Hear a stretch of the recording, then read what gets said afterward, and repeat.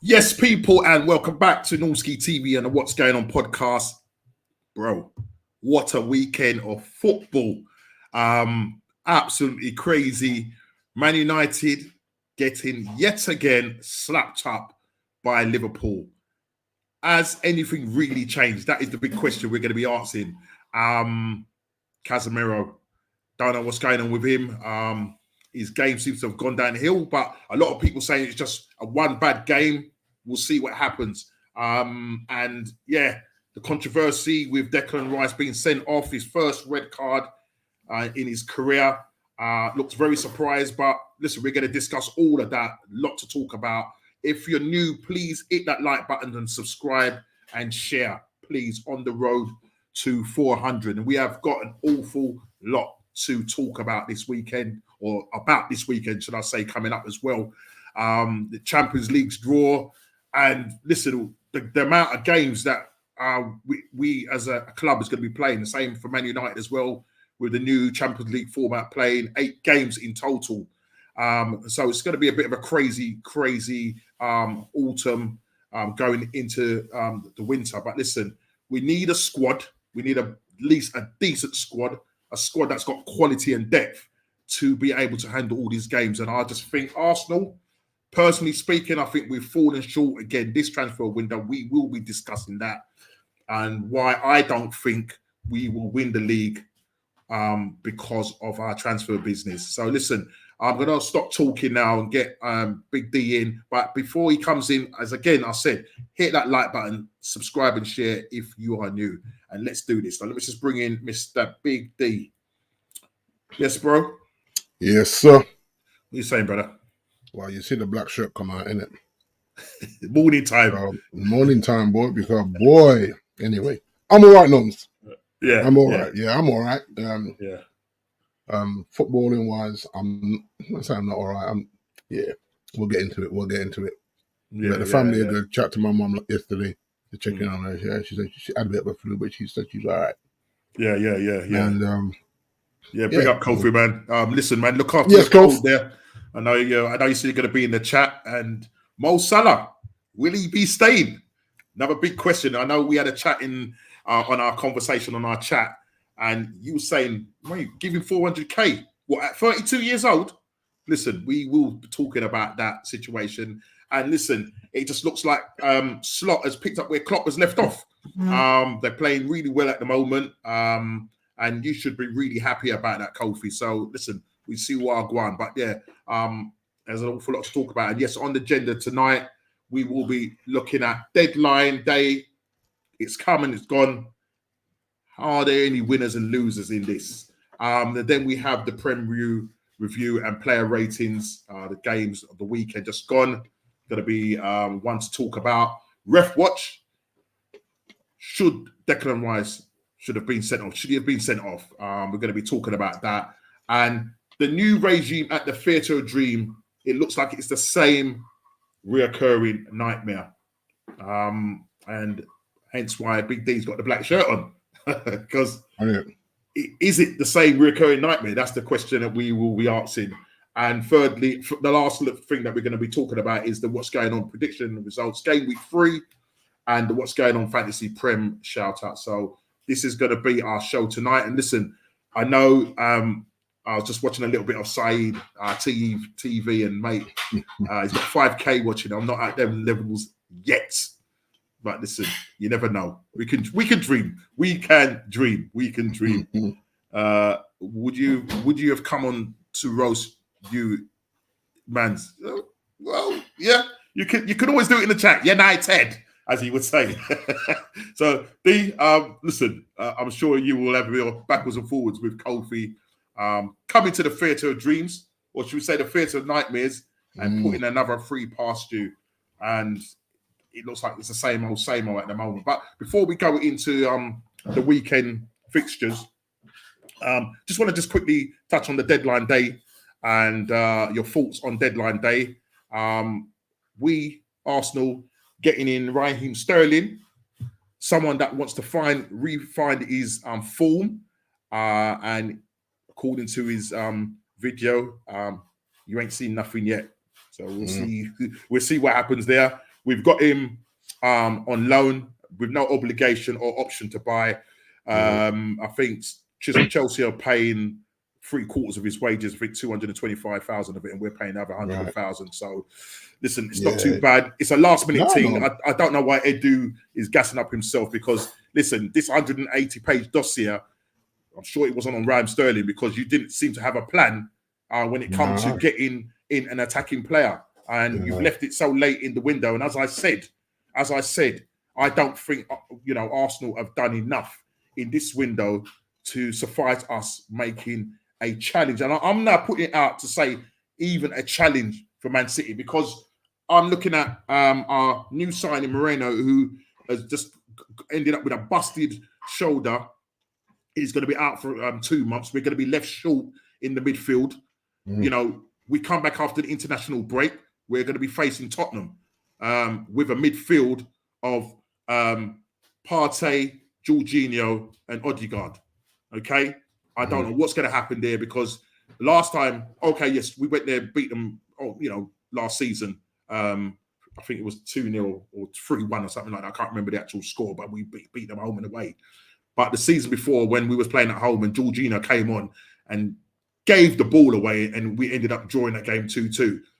Partey and Jorginho, they don't have the legs anymore. Partey, listen, he needs to stay injury-free, but he's looking a little bit slower than usual. I don't know how he's going to cope against the likes of Sarr and Basuma. Listen, Tottenham have got a few injuries themselves, but they've got the international break. I know Richarlison was out, and what's the other player? Dominic Solanke was out as well. Yeah. So I don't know what the extent of their injury is, but we'll have to wait and see. Yes, big up to you, Calvin, man. Good to see you. Yes, Calvin, big up yourself, my guy. Yeah, man.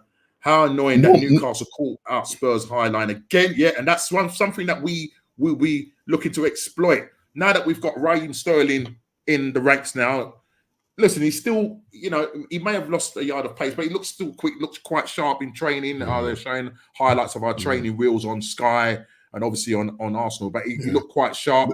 If you look at it though, no? Yeah. If you look at it though, like you've been crying out for some cover for Raheem Sterling, for Saka. So for me, that's not bad cover. He's not going I'm gonna say he's not gonna start. He may start over Martinelli. I don't know. I was going to ask you this question. I don't know, but do you think he's better than Martinelli? Yeah. If in terms of Raheem's career, in the Premier League, I would say yes, he is better than Martinelli. If you get him back at big up Junior, what you say, brother? Yes, Junior, big up yourself, my guy. If you say you get him back at say even 75 to 80% the old Raheem Sterling, where he's not afraid to take on a man, he's not afraid to ghost in the back post. Like you say, you're only paying a third of his wages on the loan deal. It's not a bad bit of business actually. I mean, I know it was linked to us, but would you have taken him? Well, yeah, now because there's no Sancho now. Yeah, and we've literally got out of them four wingers, only one of them's on form, which is Ahmad, who's held bench. Garnacho, he's not on form. He's not on form. Rashford's not on form. Rashford, Anthony's not even getting game time. Never mind on form. He's not even getting game time. It's absolutely crazy, mate. It's shocking. So Omar Barada came out and said, we let Sancho go because he was our fifth choice. He was what, sir? He was our fifth choice. That's what he said. I said, get out of here with that. You're joking me? Yeah. It's basically, you say, I know you can't come on media and tell the truth when you're doing a move like that. But to say he was your fifth choice. Wow. So Ten Hag is telling them, before I start Sancho, I'm going to start them four in front of him.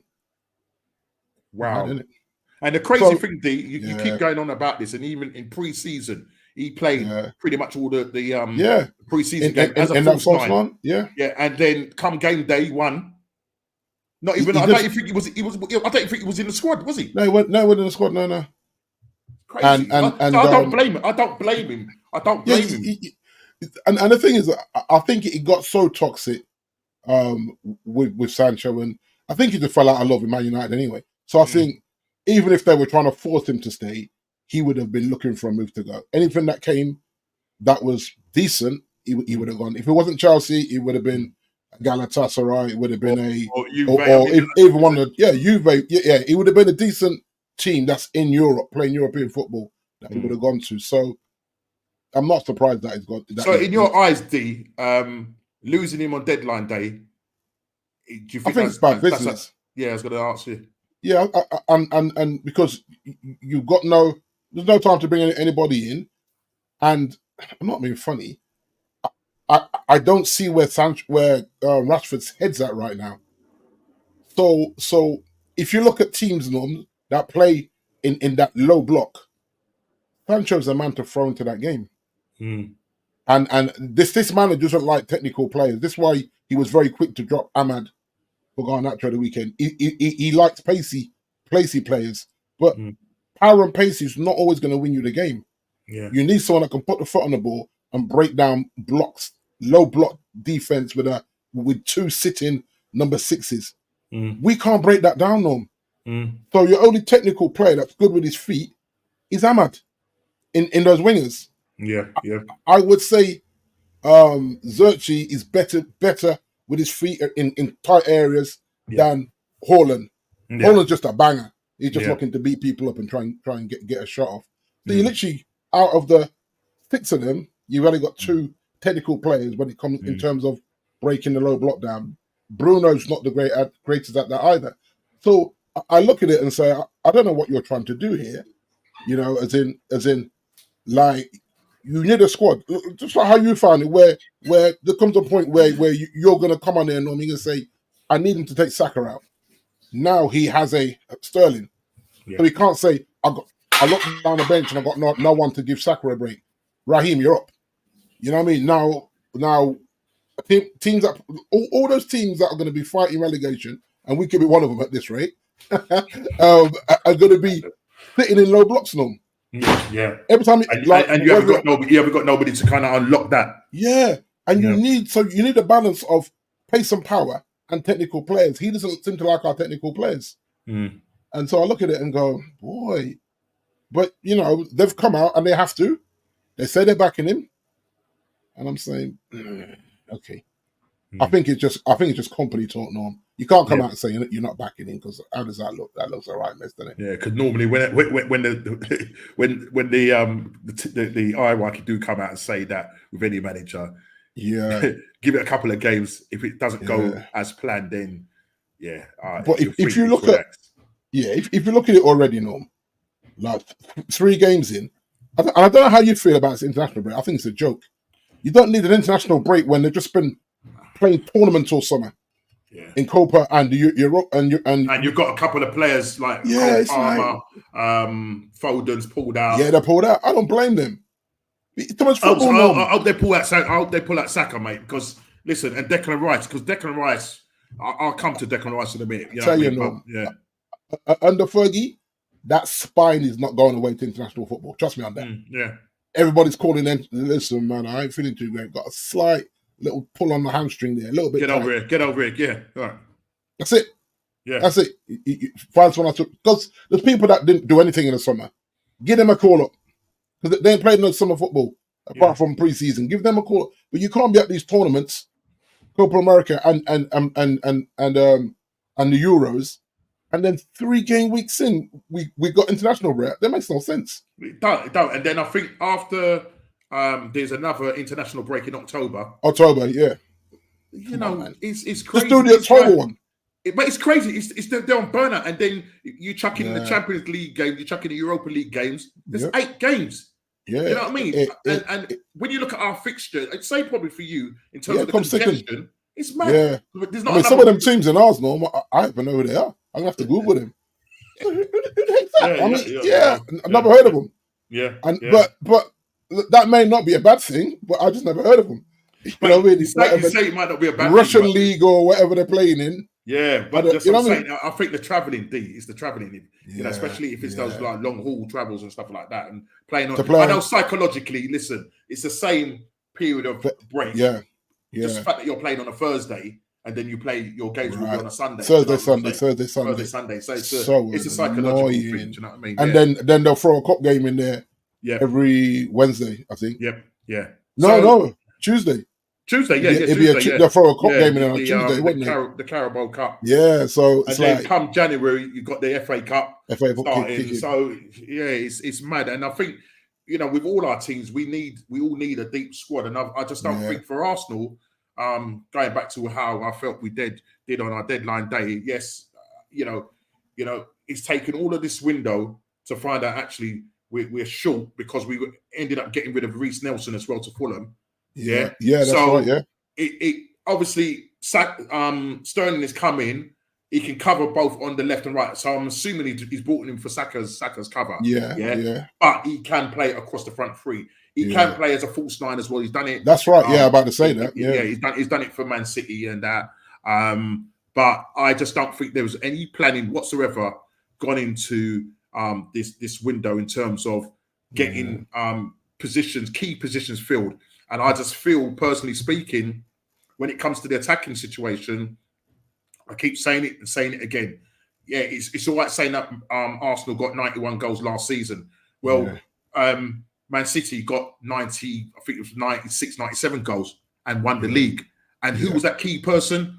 Haaland. Yeah. Haaland right now scored 7 goals. He scored in every single game since the season started. Yeah. He scored 2. He scored 2 back-to-back hat-tricks. Ipswich and West Ham. This guy is lethal. And even if he does come out the side, you've got people harping on about the fact that they didn't replace Alvarez. But the thing is, it's Pep. I keep saying it week after week. They've got Pep. Pep can deploy Foden in a false nine. He's got Savino that he can deploy wherever he needs to do. Yeah. We get goals in our side. We get goals right across the team, right? But sorry, go on.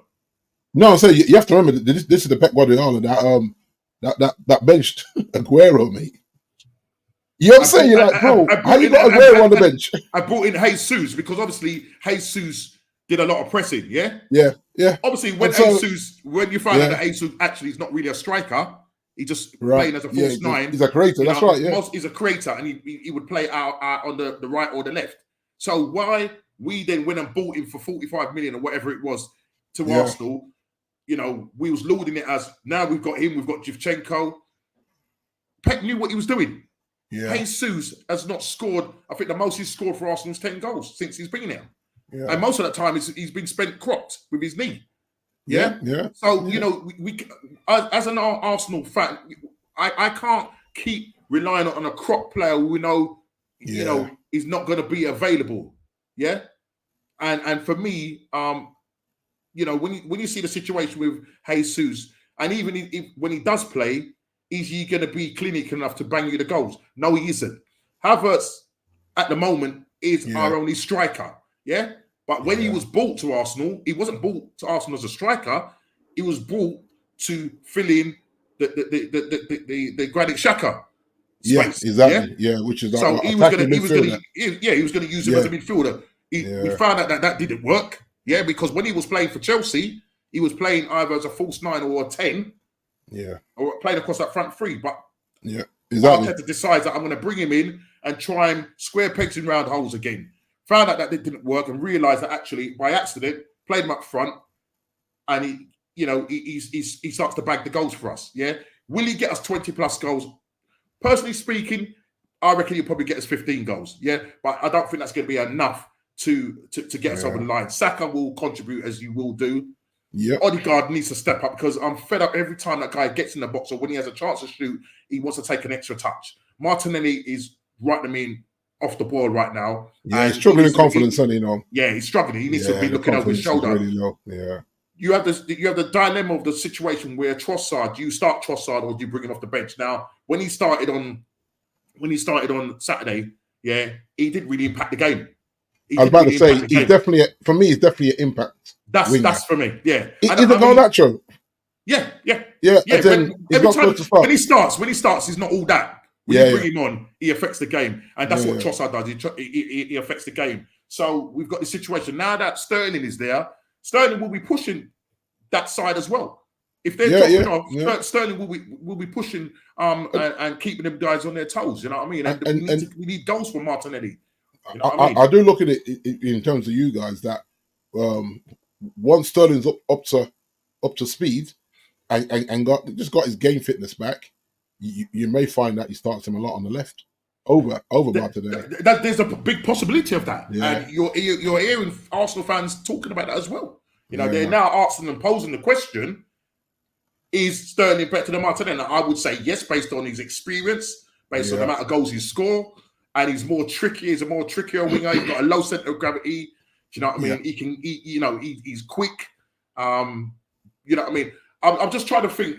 You know, it's obviously when he played for Chelsea, the frustration was that he doesn't make the right choices when he needs to. I'm hoping that I know he's 29 and it's hard for left to change their spots, but I'm hoping that Arteta can sort of eke that out of him and get him to, because he can hit the byline and find the crosses as long as we got bodies in there. And because we haven't got natural strikers, because we haven't got natural strikers that are going to be in the box, because Abbott's normally arrives late. You know what I mean? Every now and again, he'll be there.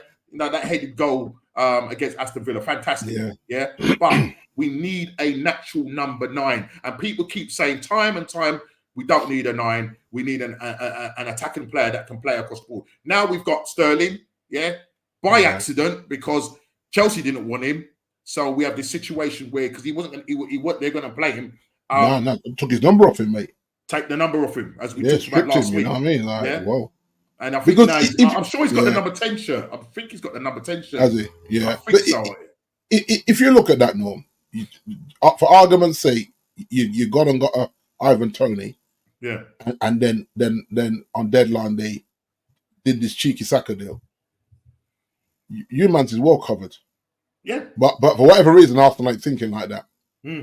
Because it's like it's a player that already lives in London that didn't need adjusting. Okay, he's gone to earn $1 million. I like JP in the house, bro. Man, like JP, the tan man is back. What you saying, mate? Man's back from his olds, mate. What you say, brother? Yeah, man, I'm good, mate. I'm very good. Yeah. Relaxed, you know what? Chilled? You're relaxed and chilled. I was until Sunday, mate. I tell you. Well, we were just kind of discussing deadline day and the fact that, listen, I know you're not the biggest fan of Sancho in the sense of what he did. He's gone now, and in our chat, I know Ez was saying, like, you know, we got our man, and you say, yo, take him. I don't care. I think D has differing opinions on that, because I think he feels that there's a possibility that Man United might have made a mistake there, getting rid of Sancho. Yes, brother. You know, so I don't know. Finding those natural number 9s is difficult. Yes, it is. But you had Gyökeres for Sporting Lisbon. You had Osimhen who was there. Yes, okay, he wanted a big fee. We get that. He's now on loan to Galatasaray. And then Ivan Toney. Nobody seemed to want to go in for him. Now he's ended up at Al Attiyah, and he's getting, I think, 10 times the wages he's getting. They're trying about. Is it 400k or is it more there? I saw 400k base. Yeah, and a bonus. With incentives, he can go up to $500,000. Right. You imagine. So for someone like Ivan Toney, that's life-changing money. I'm telling you. Yeah. Like, even if it goes 2 seasons, Jay, and said, "Now, you know what? I want to come back and finish off in the Prem." He set up his family for a minute, man. You know what I mean? 100%. Everybody's 100%. Nice, and I don't blame him. He was waiting around. Nobody came for him because he knows unless Harry Kane retires, he's not getting the England minutes, so he don't really care now. He's like, I went to a tournament. Yes, James. This man mugged me off, and now I think he already made up his mind that he wanted to leave Brentford, which is cool. But then at some point he said, you know what? No one's coming in for me because of foolishness. Cool. Go get paid. Go over there and get paid, innit? It's like, you can't even argue with that. I just feel like one of the London teams should have taken him. That doesn't make any sense to me. What he offers, even if you say you're going to have him back up somebody. So yeah, there you go. He should have gone to Spurs, yeah. Well, but we kept posing this question, guys. We kept posing this question. Why nobody? Because listen, he was like, you know, go back to the January window, and he was linked with everybody. Do you know what I mean? And the price tag that was on his head. Do you know what I mean? I don't know what he went for eventually to El Attiyad. I'm not 40 million. The 40 million, sorry. 40 million. 40 mil. Right. But it would have been more if he'd gone to a Premier League team. I think they would have asked for more money. I reckon maybe, I'd probably say maybe 55, 60. 56, I don't think they would have gone any more. But I did hear that he was asking for wages of around 250k. So I think that could have been. He's on low wages, Norm. I know that. I absolutely know that. But I'm just saying. Well, low for England international.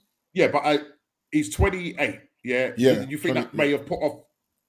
No, I think you're right. I think you're right, Norm. I think it was his wage demand. But I think in his defense, right, you're looking at this thinking, this is the last contract I'm going to sign to make real money. Right, exactly. In the game. Yeah. So because that would effectively would be his last. It'd be his last, big contract to make any. Because he's not made any. He's obviously for us, he's earning a load of money. But in terms of footballers, Premier League football strikers, who can score 20 plus goals a season, he's on pittance. Because I always wonder, Jay, if Harry Kane had come out after this tournament and called it a day, would he have said, "Okay, I need to stay in the Premier League"? Because I could get a World Cup run here. But do you think Harry wants to go to the World Cup? But do you think he's the first choice under Kane? Because I'm not quite sure he is. No, it's Ollie Watkins. But Ollie Watkins, with his fitness, he can have that moment. So I always think if Kane had hung up his things, I reckon he said to his agent, "Try and get me a move, even if I have to reduce the money. I'll stay in the Premier League just to get some England minutes because." He's not the first striker of colour that's been mugged off when it comes to England. You know what I mean? We've had decades of this, watching football and saying, okay, how is he balling out for his club and can't get minutes for England? We've seen it a lot, you know what I mean? You listen to Andy Cole talk about this on the overlap. Andy Cole and Dwight, you're killing it. Andy Cole can't get an England call-up. And, it's like, and you're running, like every season he's going head-to-head for the Golden Boot, but he can't get a call up. So I just feel if Kane, I think if Kane had called it a day, Ivan may have looked to have stayed in England. But it's like Kane's still going to be there, so I'm going to go to another tournament and get a 5 and 10 minutes here and there. Allow it. Let's go get paid. But he came out today. He's come out today and made a statement about he's hoping being in Saudi doesn't impact his chances of playing for England. But I was going to say, what's your opinion on that? You think it will? You think it will? Yeah, for sure. Who watches Saudi football? Who watches Saudi football? I think if anybody does watch Saudi football, it's only to probably watch Ronaldo. So I think if you ask the people in this country though, who watch we're all football fans on here. Yeah. Does any of us watch Saudi football? No, I've literally watched the odd game. I've watched the odd game. But not religiously. I make a point not to watch it. Right. I'm just not interested. That's not interested. It's almost like it has the when the Japanese league, the Chinese league, and they were paying stupid money. That's what it reminds me of. Like, who's really going to log on at that time in the morning to watch Chinese league football? Nah, not. But I think with the Chinese league, I mean, obviously they were. Well, I suppose it's probably the same for the Saudi league. But we talked about this some shows back, and I'm talking about some shows back, and I think we said the reason why the Saudi league is taking this serious because they're looking at an alternative source of income in terms of tourism and putting money into that because they're looking at that maybe once the oil runs out. We've got this big, so they want to try and build this big dynasty of football over there, offer these guys big wages and stuff like that. But as you said, I've watched some games and I mean a handful of games, and when I have watched the games, mate, it's an empty stadium. Literally, it's an empty stadium. It's a weird atmosphere to watch it. It's almost like you're watching COVID football. Almost, that's what it feels like. Pretty much. For me, when I've seen the highlights, it's like watching the Etihad, mate. Yeah, you yeah, and the fans in there singing "The City Is Ours." You know what I mean? Yeah. Like, all right, bro. It's all right, man. Keep telling yourself that. You know what? Well, no, listen, we have to talk the Gallagher brothers. Listen, right the now, Gallagher brothers. As Fergie said, like, you know, the noisy neighbours, they need to shut up. But listen, I think they're getting a little bit too loud right now. They're above their stations now, aren't they? That's half of that's our own fault, mate. Exactly. Under the Glazers regime. Yeah, we allowed that. It's literally run this club into the ground, and Ineos have now come in to kind of rebuild it. Yeah. And I suppose it takes us nicely into that, the segue into the thing about the new regime at the Theatre of Dreams. Yeah. But is it still the same reoccurring nightmare? Now, I'm going to put this to Jay. Your thoughts on this, because after watching that game, you said you came back from your holidays well refreshed, and then you saw your team. Well, the thing is, though, I didn't even. The issue I had was I was sitting in Miami Airport, right, when the game was on. Right. Yeah. So I didn't watch it, which is the great thing. I'll see the highlights when I've come back. Yeah. I think if we take a step back from the results that we've seen in the first 3 games, you can see that they're doing things differently. Okay. Right? The new regime have come in. They haven't signed a single player. Is it over 25? Yeah. No, right? Just one. Just the right back is 26, isn't he? So 26. Everyone else is way under. Everybody else is way under JP. That's it. One player. So they're looking to sign, a bit younger players, right? So they've been smart there. We couldn't get rid of players, right? Yeah. And they've obviously come in and they've made a conscious decision. We've got to get rid of some players. Now, look, we're not going to get in the position that we're in now. We're not going to get the monies that Chelsea. I mean, we can talk about Chelsea in another breath, right? Because they need to be investigated. But anyway, right, seriously, because something's not right there, especially when they're selling players to Saudi Arabia who ain't played for a year, and they got links to Saudi, so something's not right there. I'm telling you, something's not right there. But anyway, let's not go there right now. Sorry, it is, but it's got to be said. It's got to be said. Yeah. So I think, like, just looking at the way they've sold players, so they've been smart. They said, look, we can't sell them at the prices that we'd like to get, so we're just going to get them off the books. We're going to reduce the wages, but we're also going to put in sell-on clauses. Yeah. So, like, if you look at practically every single player we sold, we got a really good clause. There's a really good because if you look at it, JP, in what world would you sell Scott McTominay, and he's the one that brought you in the most money? It don't make any sense. You know what I mean? I think he was. I look at what they posted, and they said it was like 30.5 million euros for Scott, plus the add-ons if he wins the Ballon d'Or and if they sell him on, if they sell him on to, because they could sell him to realistic add-ons, realistic add-ons. Exactly, and then you look at Mason Greenwood, that was 26 million euros. Wan-Bissaka 17.6, and then the Willie Calabama was only 10 million euros. 6 million for Hannibal, 6 million for Alvarez, 6 million euros for Palestri, and then 500k for Van de Beek. 500k, that one is still scratching my head. Listen, we paid about 38 million. I'm going to show you something. You bought 38 million for Donny. What did you buy for? 40? No, 30, wasn't it? You sure? I thought it was 38 million, Jay. I thought it was 38 million. You could be right. I'm not going to. But you sold it for 500k. 500k with sell-ons and some other stuff. Yeah. But when you think about that guy, the guy never plays football. Yeah. No, we haven't even got tape.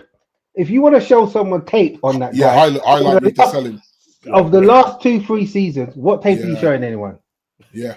We're lucky that we got anything for that brother. He's been sitting on the bench. That's about. Well, every time he gets off the bench, he's injured. Yeah. And he gets long-term injuries. Yeah. And we sent him out on loan last year, and he couldn't get a game. Yeah, it's true. So you practically just said, just give us the VAT for this, brother, yeah? 500 grand. Literally, that's what they probably said. Just give us the VAT for him. You know what I mean? Because there's no real asking price for the brother. He can't really play, but we need him gone. He can't command nothing.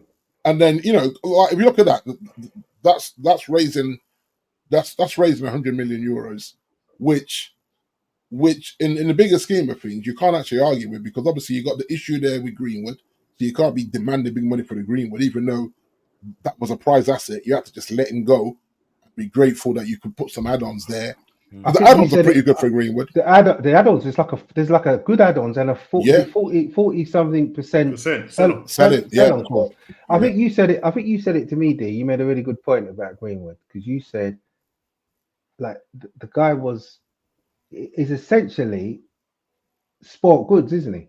Like, it's not like everybody knows and seen, not just heard what he might have done, but they've seen it. They've seen it, yeah. And that. So to even get that price, Jay, that 26 million euros, it's like rah. They done all the that work, drama.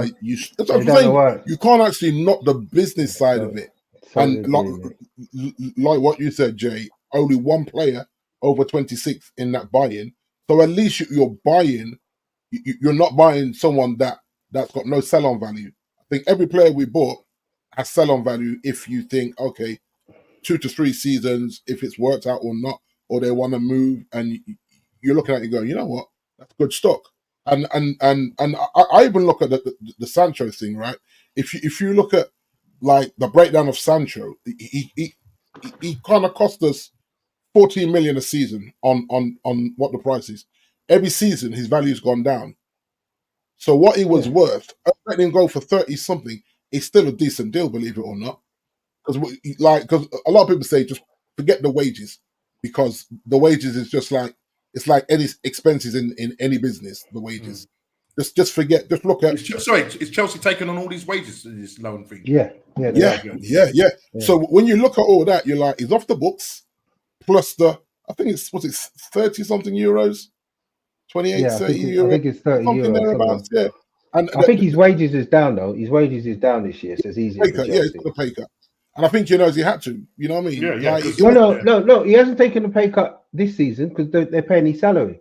But the next season they're going to. Yeah, mate. I don't know because remember Manchester United players are all got a pay cut. All got a pay cut. That's right. Yeah, for not qualifying for Champions League. And it's quite significant. It's quite significant as well. Because someone said it's around 20%, which is a lot. Yeah, I think it is. Yeah, I think that's a lot of money for them. They say Casemiro is nearly 90 grand a week. Yeah, just for not getting Champions League. That's a lot of money that you're used to getting, and your missus spending. You know what I mean? That 90 grand a week is a play money. You just lost your missus' play money by not qualifying for Champions League. It's as deep as that, Norm. And we know it's only 4 spots. Sometimes and listen, and we know the missus wasn't very happy with the bruise that he was getting till she had to post on her Instagram post. Oh, look at what's that all about, people? Listen, look, she defended her man. I understand that. And if she didn't do that for me, there'd be serious words. Babes, get on your social medias and post my trophies, yeah? but listen, let's talk about the game, because listen, do we have to know? As I know, Jay, you pointed out that there are some things that have changed in terms of getting younger players and that, but when you look on the field of play and you look at last season and you see those gaping gaps still happening. Yeah. And let's take this for example, right? I thought I'd screenshot this. Now this was obviously the man, and this was happening an awful lot in the game. This was happening an awful lot in the game, and Slot kind of in his post-match dissected it, Ten Hag's tactics by saying basically what your players were doing. Now I was watching. What did he say? What did he say? No, I'm sorry, I didn't hear it. Slot. Yeah. Okay, so this is basically what Slot said, right? And I thought when he said it, and in 2 minutes, Norm, he said it in 2 minutes. 2 minutes, yeah. In 2 minutes. In 2 minutes, people, yes, hit the like buttons. If you're on here, please. Yes, Jobless, big up yourself, man. But let me say this, yeah. Let me say this. What he basically said was this, and it made a lot of sense. And you can look at this situation here in this actual attack here that's happening here. You've got 5 on 3. Sometimes it was 4 on 2. Now, what he was basically saying is that he says the 9 and 10, right? And when he says the 9 and 10, what's his name? Zertsky and Bruno. And Bruno. Yeah. Well, because he wasn't playing Bruno in a deep one. He was playing Bruno alongside Zertsky. Literally, yeah. They were pushed up. Yeah. These guys were pushed up. Yeah. Yeah. Big up, AFC. Big up, Craig. Big up to you, man. Bro, we'll talk about Arsenal. Don't you worry, bro. Yes. Now, he was saying that what happens, they were pushing up. Then your midfield of what's his name? Casemiro, Kobe. And were pushing up. Yeah. Now, I was listening to another thing on Sire TV, and Rance was making his thing about when they build up, they do was it a 3-1-6? 3-1-6. Yeah. Leaving leaving Casemiro now as a lone six. As a lone six. And in two of those goals, yeah, where one he got the ball taken off of him from Diaz, and the other one which actually was a foul though, Norm. I'm not even I don't know. Yeah, because he just rolled over him. Yeah. You can't just steamroll over a player and say you got the ball. That's not football. We're not playing rugby here. But leave that. Let's leave that. Yeah. 4-2-4. Yeah. So basically, what's happened? Yeah. It was a 4-2-4. Well, I'll tell you why I say it wasn't a 4-2-4 because Kobe was pushing forward to try and bridge the gap. Yeah. And that left Kaz as a lone. Kaz can't play the lone. He can't cover the ground either. And that's why what Kaz but that keeps happening. That's what I'm saying. What was happening? Your fullbacks as well. They were pushing up as well. But the fullbacks supposed to push up and be inverted, Norm, and they weren't being inverted. They were still hanging. They were still holding the touchline. Yes. So what happened? What happened? Yeah. Watch what Liverpool did now. Yeah. Because they do that mid-counter attack press. Yeah. And when they do the counter-attack press, that's what I'm saying, and I said it earlier on, that Liverpool have just carried on doing what Klopp was doing. Yeah. The only thing is it's a little bit more controlled. It's not kind of like in your face kind of thing. Yeah. But when they get into that last third, they're just dangerous. And you saw that with Diaz, and you saw that with Salah. Salah getting 2 assists and getting a goal, and Diaz getting 2, could have got a hat trick. And I think Trent Alexander got a goal ruled out because I think Salah's thought he was in offside position. Yeah. Now, the situation with that was that every time Liverpool switched the ball, because Liverpool could switch it up, they either switch it up by playing out to the wide, playing like a long diagonal ball out to the wings, or going through the channels, because Man United players just can't look after the ball. They just can't look after the ball. Right. And they were breaking them all the time. And every time they counter press on them, this is a situation that you had here, guys, on your screen. And this was happening too often. And I felt that Liverpool even took their foot off the gas. It could have been more goals. But you see, do you know what? This is the issue. I mean, to be honest, I could only bring myself, when I came home on Monday, I could only bring myself to watch the 3-minute highlights on Sky, and I needed to see something, and I couldn't watch anything else. But this is the issue, because I tried to, like we all do this, and I love to hold my hands up. I was trying to defend my team at the start of the season, right? Because take care. Big up, what's up, bro? What are you saying, brother? Yeah, what's up? You saying, my bro? I find 7 up with 3 would do. Thank you very much, WhatsApp. Do you know what I mean? But no, I tried to defend my team because I noticed we wasn't as open this year as we was last year. But this game here, I think he's just almost gone back to exactly the way he was playing last year. Yeah, because exactly. Don't get me wrong, we were still open in the first 2 games. Yeah. Right, but it wasn't as bad as what I saw here. This is going back again to what we saw in last season. And I don't know whether this 2-8 crap that he likes to do. I don't know why he's obsessed with that. Right? And he only didn't play that because Mason's injured again.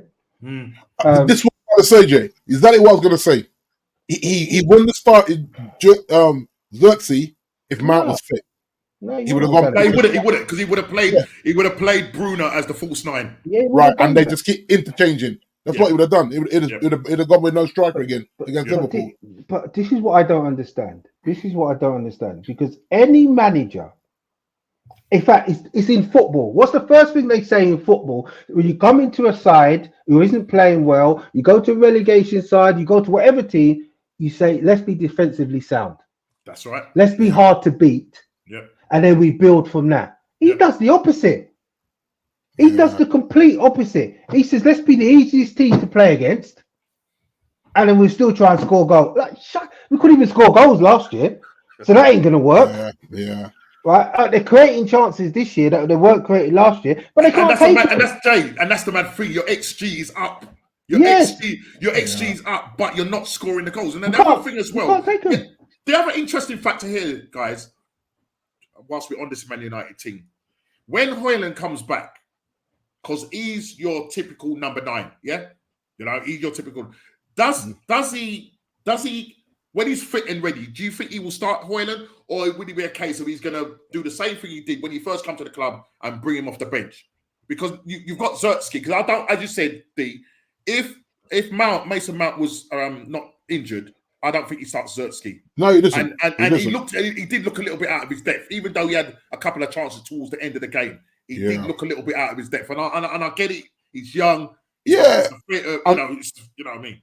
I'm actually okay with that to a point, because you've come into a new team without a pre-season for one. Let's not forget that. So this is still a young kid coming into a juggernaut of a 77,000 seater stadium with no pre-season and kind of thrown to the wolves a little bit.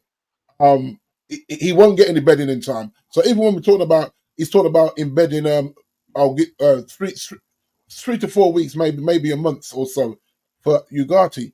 Hold on. Kobe Mino, Bruno, none of these guys had pre-seasons. You just threw them all in for the Charity Shield. Yeah. So why does this guy need 5 weeks? He came out. Listen, what kind of nonsense is that? Jay, somebody needs to tell Ten Hag to just shut up. Because this guy, right, in his post-match, there was 2 things I picked up on, right? So when he mentioned the thing, you brought it up. Like he said, and that was my thingy, my thumbnail. I'm no Harry Potter, right? What you saying? I'm no Harry Potter.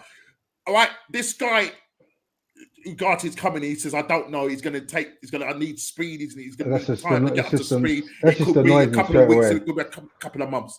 Why are you putting that negativity? Nonsense. Why are you putting that negative out there? He's just totally defensive. Well, this is what he's like, though. And you know what's getting on my nerves? And I started this season, I was so positive. Yeah. You told me, Jay. You said, don't look at me.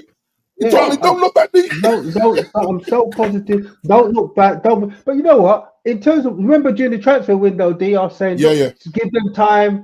I'm happy with what they've done. I think they've done a good job. I think they tried to. So my issue is, right, him.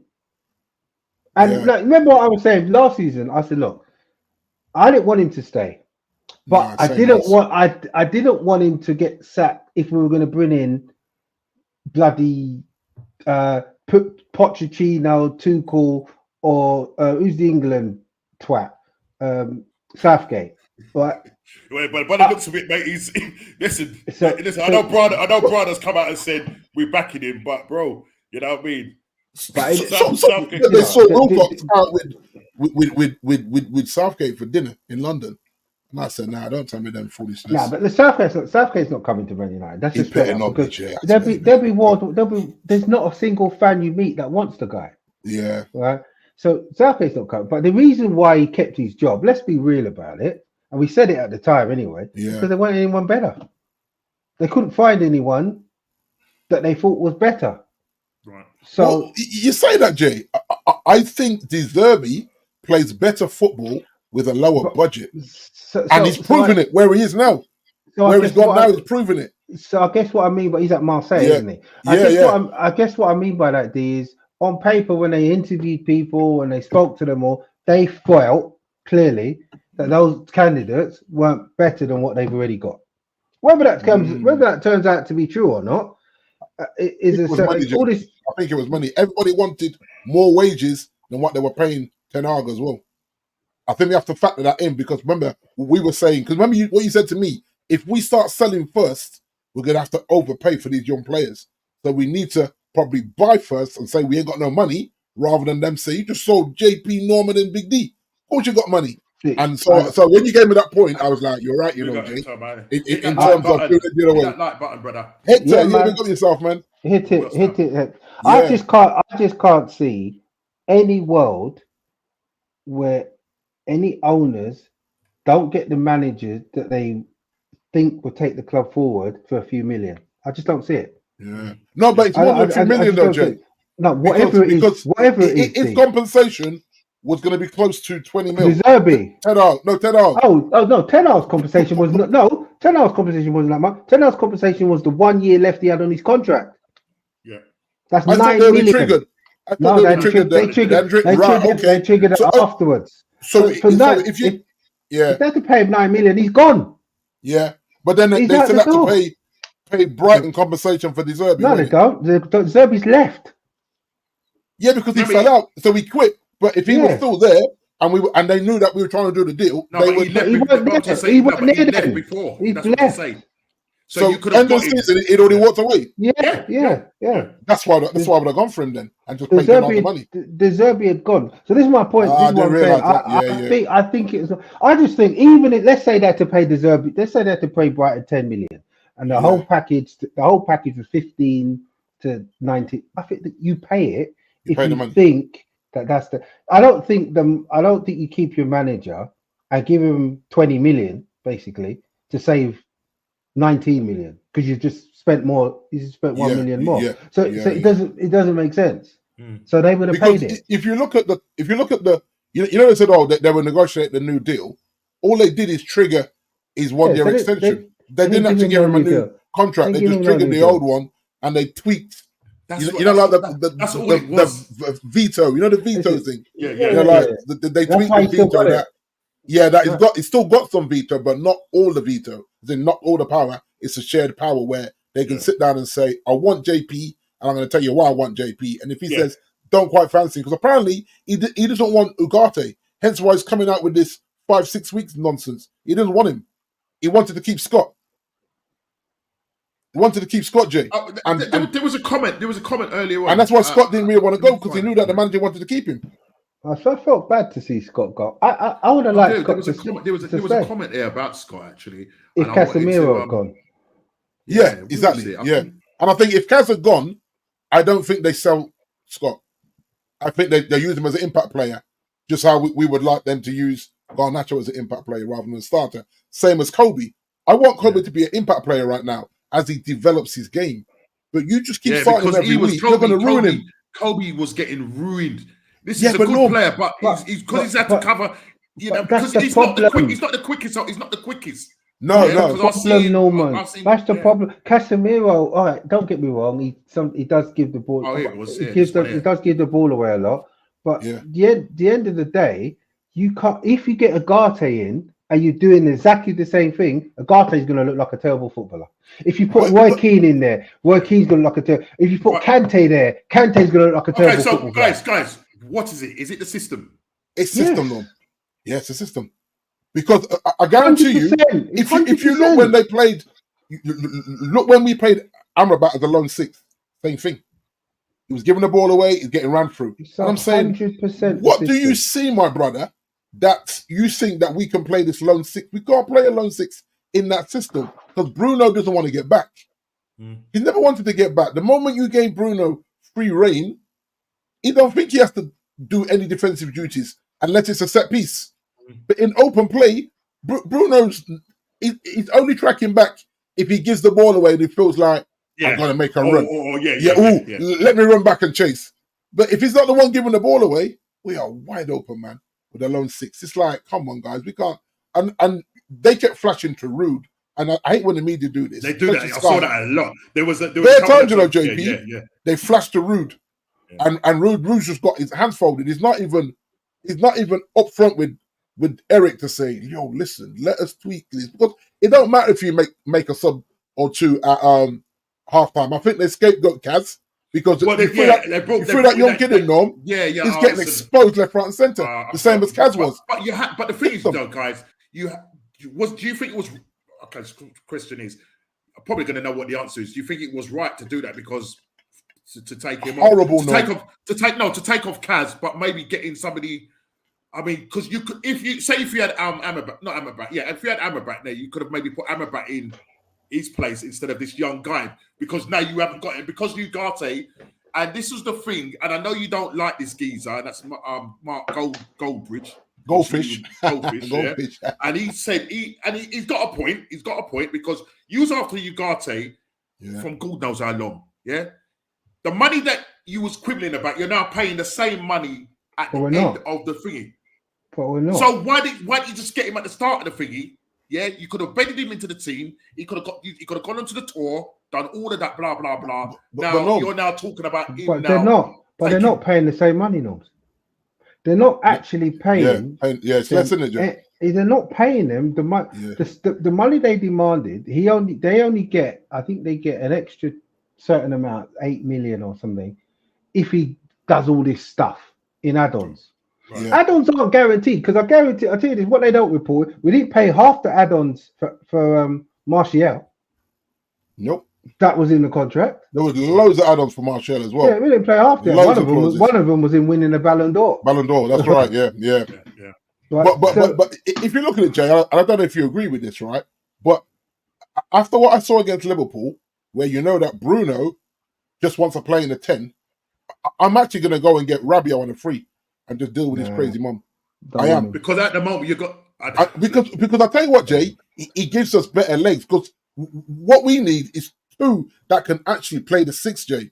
Otherwise, we're going to get run for a season like this against the better teams. Obviously, the smaller teams will be able to adjust and handle it.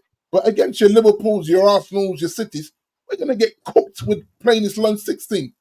And if he's not listening to Rude and the other brother, I don't even know the other brother. I don't even know the other brother. What's his name? Listen, guys, in the chat, listen, let's collect some money and send Jay back to Miami. To Miami. It's come back to this miserable rain, Man United rain. Listen, man. Remember, send me back where I come from. I was in Miami, I was in Barbados, I was in Jamaica. Right? I was in JP was on tour, you know. You're living it, man. You're living it. Living it up, bro. JP was on tour, man. Go fund me. Go fund me, JP. Have you seen this? But saying all of this, guys, there's obviously rumours that... Have you seen Chelsea? Premier League clears Chelsea's 76 million sell. 76 million sell of 2 hotels to avoid PSR breach. Wow. So they've investigated that sell Chelsea made and they've cleared them. Oh my God. And let's, by the way... It's probably because it's within the rules. That's what it is. Yeah. It's in the rules. It's the same thing with the PSR with Leicester. That's right. Yeah, and the reason why there was a loophole, it was not that Leicester done the loophole. What it was is that when they got relegated, they did their books. They weren't even in the league. Yeah, right. That's right. And the arbitrary people said, well, you need to sort out. So basically, the Premier League are not happy about it, but they said you need to go back and redraft the way you your team together. Yeah, that's right. You know what I mean? It is what it is. So there you go. But this is the FA looking for easy money as well, Norm. As long as they sort out the 115, the Man City, get that right. The FA. The thing is, it's not like the FA. It's not the Premier League. Sorry, not the FA. The Premier League. It's not like the Premier League need any money. Exactly. The Premier League are making a killing. They're very wealthy. Exactly. Obviously, there's rumours of Casemiro going to Galatasaray. Listen, the Turkish league is open till next week, I believe. No, we actually can't go. In my opinion, that's the question I was going to ask. We are well light if Casemiro goes, Jay. So, let me tell you something, right? I agree with you, D. Casemiro is being made a scapegoat. Yeah. I said it all week in the chat. And so for example, listen, you lot know how much I love Kobe Mainoo. And like I said, I only watched the highlights of this game.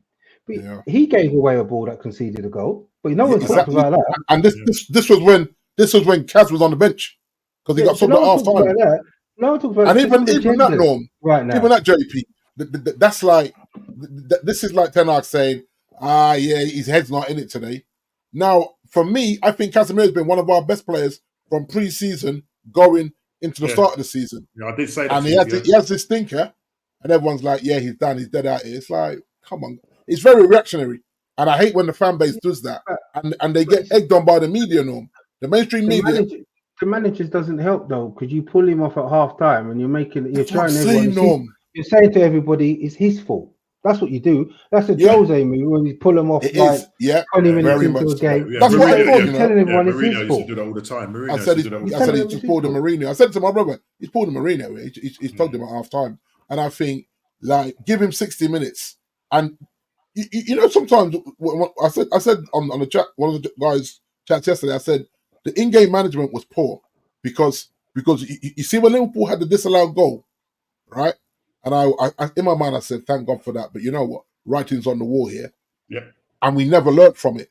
Because I tell you now, if that goal had stood, Jay, we're getting cooked 6-7-0 again. Trust me on that. Because their heads would have just gone. Yeah. And I look at it fine. Yeah. But you know what? That seems to be the trait every time now. You can see the thing. I think Roy Keane. Somebody came out and said, I can't remember who I was listening to. They were saying, listen, it's like as soon as Man United go a game down, it's like, no, listen, tighten up. I've seen teams come back from behind. Listen, listen. I know it's only Ipswich. Yeah, but they did it. But who did it to Everton? Somebody did it to Everton this weekend, didn't they? Right. Okay. So listen, Everton, were 2-0 up. 87th minute. Onwards. That was it. Yeah. Capitulation. Who was they playing again? Bournemouth. That was it. Yeah. Right. Capitulation FC, mate. I'll tell you what. It's Sean Dyche's job. Whoa. Listen, they're getting a new stadium that's going to be opened up in the new year. They could be playing in the Championship if they don't. But let me tell you something. I think I saw it in the chat. Eric Ten Hag will be right alongside. Let me say something there, right? Because there's no pressure like you don't know this. There's no hot seat like Old Trafford. Oh yeah, 100%.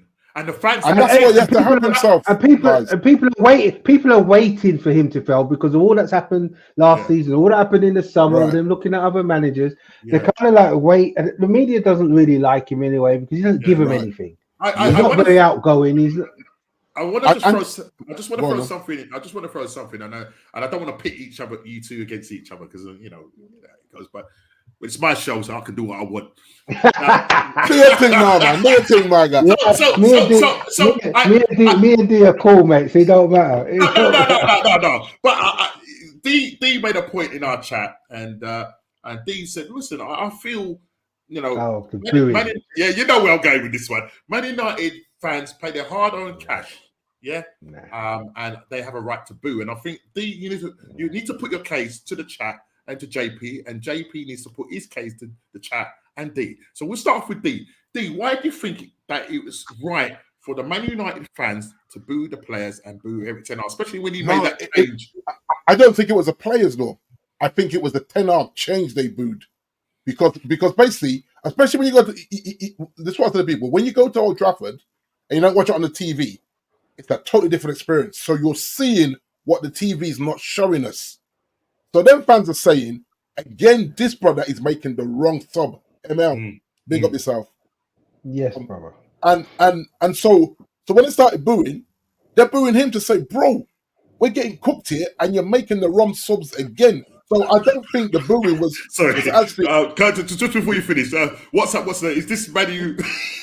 therapy meeting. Listen, what's up? We need a little therapy right now. Bear with us, brother. Bear with us. Right. Listen, what's up? You might need some therapy after we talk about Salah probably going in the summer. So behave yourself.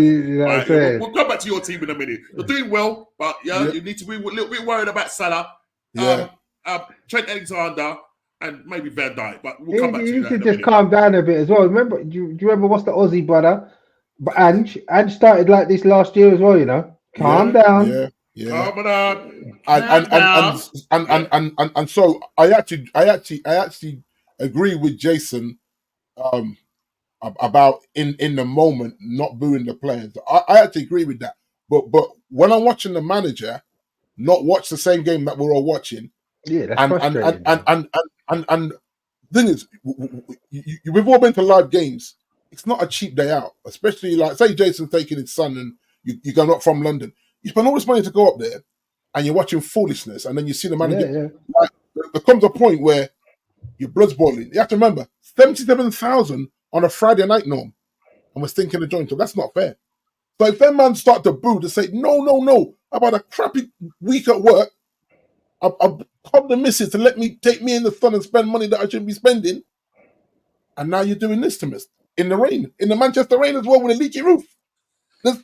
So when I hear man's at, I can't talk for any other club, but when I hear man's at Old Trafford in that dusty stadium getting rained on, booing because these lot are things up the joint, and the manager is behaving like he got no common sense in terms of in-game management, I go, boo away, my guy, because this is ridiculous. But as a rule, I agree with Jason. You can't really boo your own team. Try and get behind them because psychologically they hear it. So yeah, all right. So it's a twofold for me. It's twofold for me. So I want to know. I want to know if it's twofold for Jay. No, it's not. It's not for Jay. It's like I've been to many games, and I was frustrated as hell sometimes what you see on the pitch. I'm cussing. One time I went to Old Trafford, right? I ended up walking from Old Trafford to Manchester Piccadilly train station, cussing the whole way. Just walk cussing. Just vexed. Right? But I've had this under Fergie, mate. These are the things you do. We're all passionate about our team at times, right? And in the moment, right? Sometimes in reflection after a game as well, you're a bit calmer about things. But anyway, I just think the team never wins when you boo. Like But I saw it in the Fergie as well, you know, Jay. I saw the fans do it in the Fergie. Anyone who booed under Fergie, listen, I had an argument with a United fan one time under Fergie because he wanted Fergie to quit. Yeah. And I think the booing under Fergie was more about the team performance rather than what Fergie selected. Like, I went there with my brother. My brother said, like, they're not trying tonight, and this is the best available team we've got, and a very good team. Remember, he always had 4 strikers, Norm, so we could always make that play. These 2 are not out it today. He can say you 2 off, you 2 on. But we don't have that luxury now, Jay. 2 strike, one strike, and one that can't stay fit. Remember, he was injured at the start of last season as well, Holland. But my thing is this: I'm frustrated with the manager. Yeah, I'm hugely frustrated with some of the decisions. But let your frustrations know in a way, like, do it after the game then. When the manager's clapping the crowd, boo him. Or I don't even like that. I don't even like, you know what I mean? I don't even like that, to be honest. But these men that left, you know. Listen, at the end of the day, he can see. He's not an idiot. Yeah. Right. And you know, fans talk with their feet. Like you duck out the ground early. The ground, Old Trafford is empty with 10 minutes to go. Look, exactly. You hear it. You know, fans are not happy, right? But this managers are stubborn.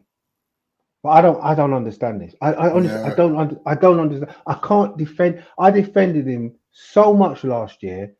When what I was seeing on the pitch was a load of garbage, right? And I can't take the excuses. So I'm getting at the point now where I don't even like listening to the guy. I don't want to hear that he won 2. I don't want to hear that he won 2 trophies. I was going to bring that. up. That line drives me around the bend. What are you trying to tell me? Listen, in the post match, obviously you probably heard it. One of the reporters. I didn't listen to it. I don't even know if he was a Man United fan, but he was digging at him. He was sort of saying, he cooked him. He basically cooked him, absolutely cooked him. And Eric, you could see Eric was getting really kind of hot under collar, kind of thing, right? And he said, "What do you mean? What do you mean?" And obviously, people are even cussing the way he talks, right? So, even that's annoying, Well, his English is not great for a Dutch. It's not great. Slot. If you compare Slot, exactly. On it. I don't even know why I'm bringing up the Liverpool manager. I actually think it is on purpose, guys. This is what I said in another chat. I think he plays naive with his second language when it suits him. Yeah. Right? Because I watched he came to the side. You know when Roy Keane, man's at the side of the pitch? Yep. He came to a game and he was very fluent when he was cussing out Roy Keane. Yeah. And trying to banter Roy. There was no stuttering. That was after the Fulham game, wasn't it? Right. So I said to myself, You see this brother? He pretends his English is mash up when we're poor, and then he gets very defensive. But when he was bantering Roy Keane, he was very fluent. I said, in that post match, he went very ultra defensive, and he turned around and just basically said, "Look, he goes, well, I can't even do a Dutch accent." He said, "I feel sorry for you. I'm not going to even. I feel sorry for you. Yeah, I feel sorry for you." And he said, and he goes, and he said, "Well, he does this, and he goes, well, we are the second best team. We have 2 trophies." I mean, it's embarrassing, man. I'm like, man, shut up. It's like, brother, shut up. In 2 years, they've had 2 good cup runs and got lucky in both of them cup runs with decisions, a big toe and a hair quiff that has got you out of jail, mate. You know what I mean? And you're telling about you're the second best team in the league, finishing 8th with a minus goal difference. Just for that alone, he should have got fired. Just for that process alone. No, but this is my point. You can't come out your chest. You can't come out your chest telling me about 2 trophies in 2 seasons when you finish 8th with a -1 goal difference. The second worst shots in Europe, conceded the second most amount of shots in Europe. Finishing bottom of your Champions League group. Come on, brother. I mean, in what world? Every signing you sign has been more or less bang average. I want to finish off with the Man United therapy, and you probably would need more therapy after this, right? No, can I have one last one? And then that's my last one. Yeah. I don't know how Jay feels about this, but I'm in favour of giving Bendea a running goal. Just give him 3 games. How? Just 3 games. And if it's trash, then can I ask you a question? I apologise. Are you a prophet? Okay, maybe I am. Because this was what I was going to pose to you, my brothers. Now, I just want to ask this quick question before we finish the Man United therapy. Can somebody tell me what Anana's doing? Hold on. What did I tell you from last year? Yeah, you did. I told you the guy's garbage. I don't want my goalkeeper to be able to ping 30-yard passes and he can't save a ball. It's stupidness. Yeah, it's... I just want to give this guy a run. Just 3 games. Me angry. I keep telling you, look, brothers aren't supposed to play in goal. That's just the rule. I don't know. We're not goalkeepers. We're flair players. We're not playing goal. And the joke is, this guy could probably play in the 6, all joking aside. He's very good. He can tackle. He could. Another could probably go as an outpost. I just think, give this Turkish brother 2 to 3 games, and if he stinks up the joint, it's not going to get relegated. But I just think I've seen enough now. I've seen a season, and I've seen pre-season, and I've seen these 3 opening games, and I'm saying he don't talk to the back 4. Every time he dives, it looks so delayed. The dives look delayed. You're like, bro, get down quicker. Everything is wrong about his mechanics right now. And I don't know if it's in his head. Because he's a very confident guy. I've watched some of the interviews, and I think he did a sit down with Gary. He's confident even after a bunch of mistakes. I don't care. He doesn't translate. That's what I'm saying. So it's not like you see him sit down in front of the media and he's nervous. He handled himself very well. But like you said, you want to see that translate to the pitch. And I think this Turkish guy's got to get 2 or 3 games for me, just to see what different of a goalkeeper he is. Just I don't know. That's what I would do. Obviously, it's not going to be popular because he's your number 1 guy. What statement does that say? But he was quick to. You have to remember, Ahmad got Player of the Month and got benched for Garnacho in the bigger game of the season so far with Liverpool. So Ahmad scored a goal against Brighton. Brighton, yeah, and got benched. But he was crap. Yeah, and his goal got him out of jail. Yeah. But you have to remember as well, his stepmother died, so he played with mad emotions. I still think he's a better player than Garnacho because he's more techie. He's going to give us more creativity in the box for those 2 strikers. I almost guarantee it. I've been screaming for him to get more game time last year. He didn't get it. A lot of my Man United friends and people on the chats have all been screaming and I keep saying, listen, he needs to show me more. And I'm not even going to... but Jay, he's not getting a run of games, Jay. He's never got a run of games. He has this year, so far. In terms of pre-season and the first 2 games. And that's only because these guys were away. If these guys weren't away on international, Ahmad wouldn't have got that run of games again. So because they were talking about loaning him out again. And I thought, if you say I'm going to go out on loan, I'm just going to leave. I don't want to come back here. I'm going to go elsewhere and cook. I wouldn't if they said that to me. I said to my agent, get me out of Old Trafford because this guy doesn't like technical players. I keep saying to Jay, he likes runners. And when these runners run into brick walls constantly with their heads down, because no one talks about the balls that they gave away. They just talk about the two that led to Casemiro's giving goals. Everyone's giving the ball away, Norm, not just Kaz. But Kaz gets hooked at half time. Last point on Ten Hag, because I know we've got to move on to other point. This man press that he's obsessed with, I don't get it. I don't get this man pressing thing he does. It's crap, and it don't work. We need a GoFundMe page for JP. Honestly, man, it's just like, come on, guys, please donate, please. Miami, Jamaica, Barbados. Send me back, man. I was happy there. We played 2 games while I was away. We lost both. Exactly. What you guys got? Is it a -3 or -4 goal difference? We're comfortable in that space now, Norms. 14th. 14th -3. Bro. You know, this table at the table at this point, we know it can change in a blink. Yeah, we know that. Yeah. So I wouldn't put too much emphasis on it. But listen, let me tell you something now. This manager, I'll give him 5 games. I think we might play about 5 games to the end of October, and I'm being generous. I'm giving you to the end of. If I'm still seeing this foolishness, I will not get. But later, just swing the axe on it. Yeah, just swing the axe. Yeah. Swing it. Yeah. Wow, jeez. Yeah, there comes a point, Norm, where reality has to kick in, and I think you saw Sir Jim with his hand in his head, Jay, in the stadium.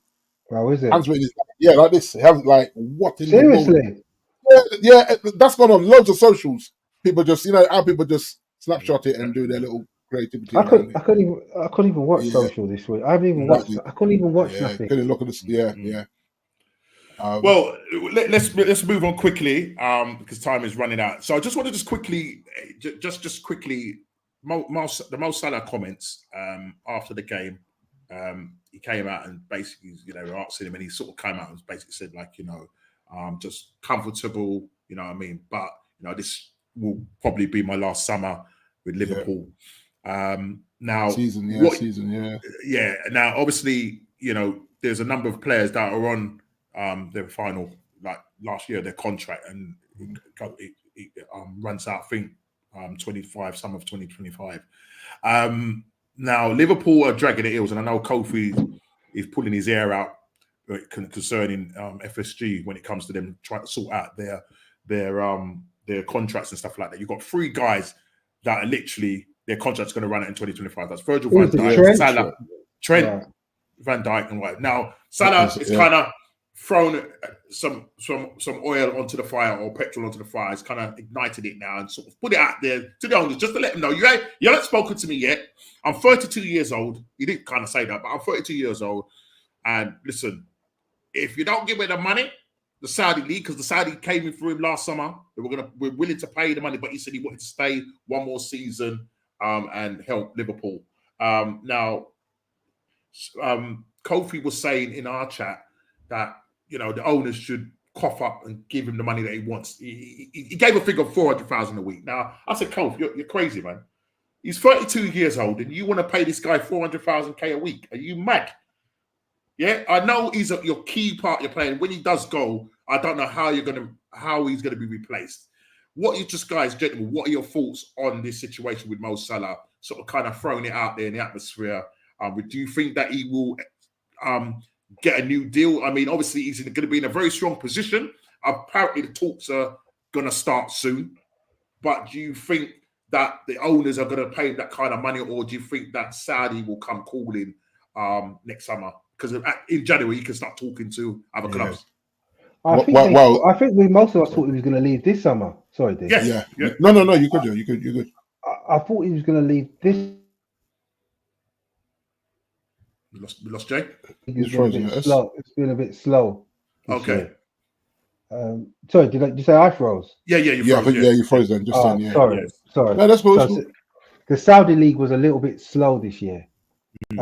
In terms of transfers. So I think if I was him, I'm setting myself up. I mean, I know he's on a good wage now anyway, but I'm going Saudi. I'm at the age now. It'll be what, 32, 33. Yeah. I'm going Saudi, mate. And I think they're gonna pay me 500 grand a week. About to say that, Jay. Right. I'd be the face. I'd be the face. I'd be the face. Yeah. Be the face of a team. If I'm gonna ask what Neymar's got. Like, I mean, Neymar's on a million a week, but he's on like 500 a week. They give him a house.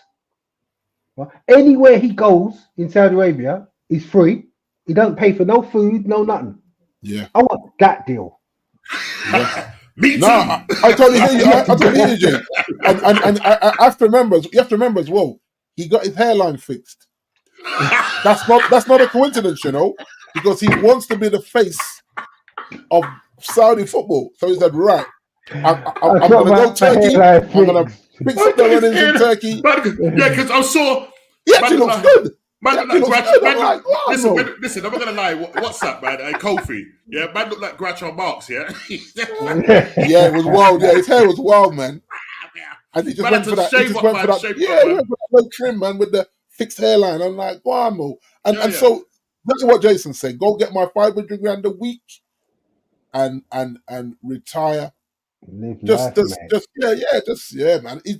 remember, he's won everything he could win at Liverpool. Right, he's got a Champions League, he's got a league, he's got a few FA Cups and 2 League Cups or something like that. So everything domestically and in Europe, he's won. Yeah, he's won, yeah. So it's not like he's leaving and say, "Wow, this man come here and won that." He's won it all at Liverpool. So if he just says run out the contract, you know what? Yeah. Liverpool I don't really owe them nothing, and they don't really owe me nothing. I just walk away. Time for this big ball.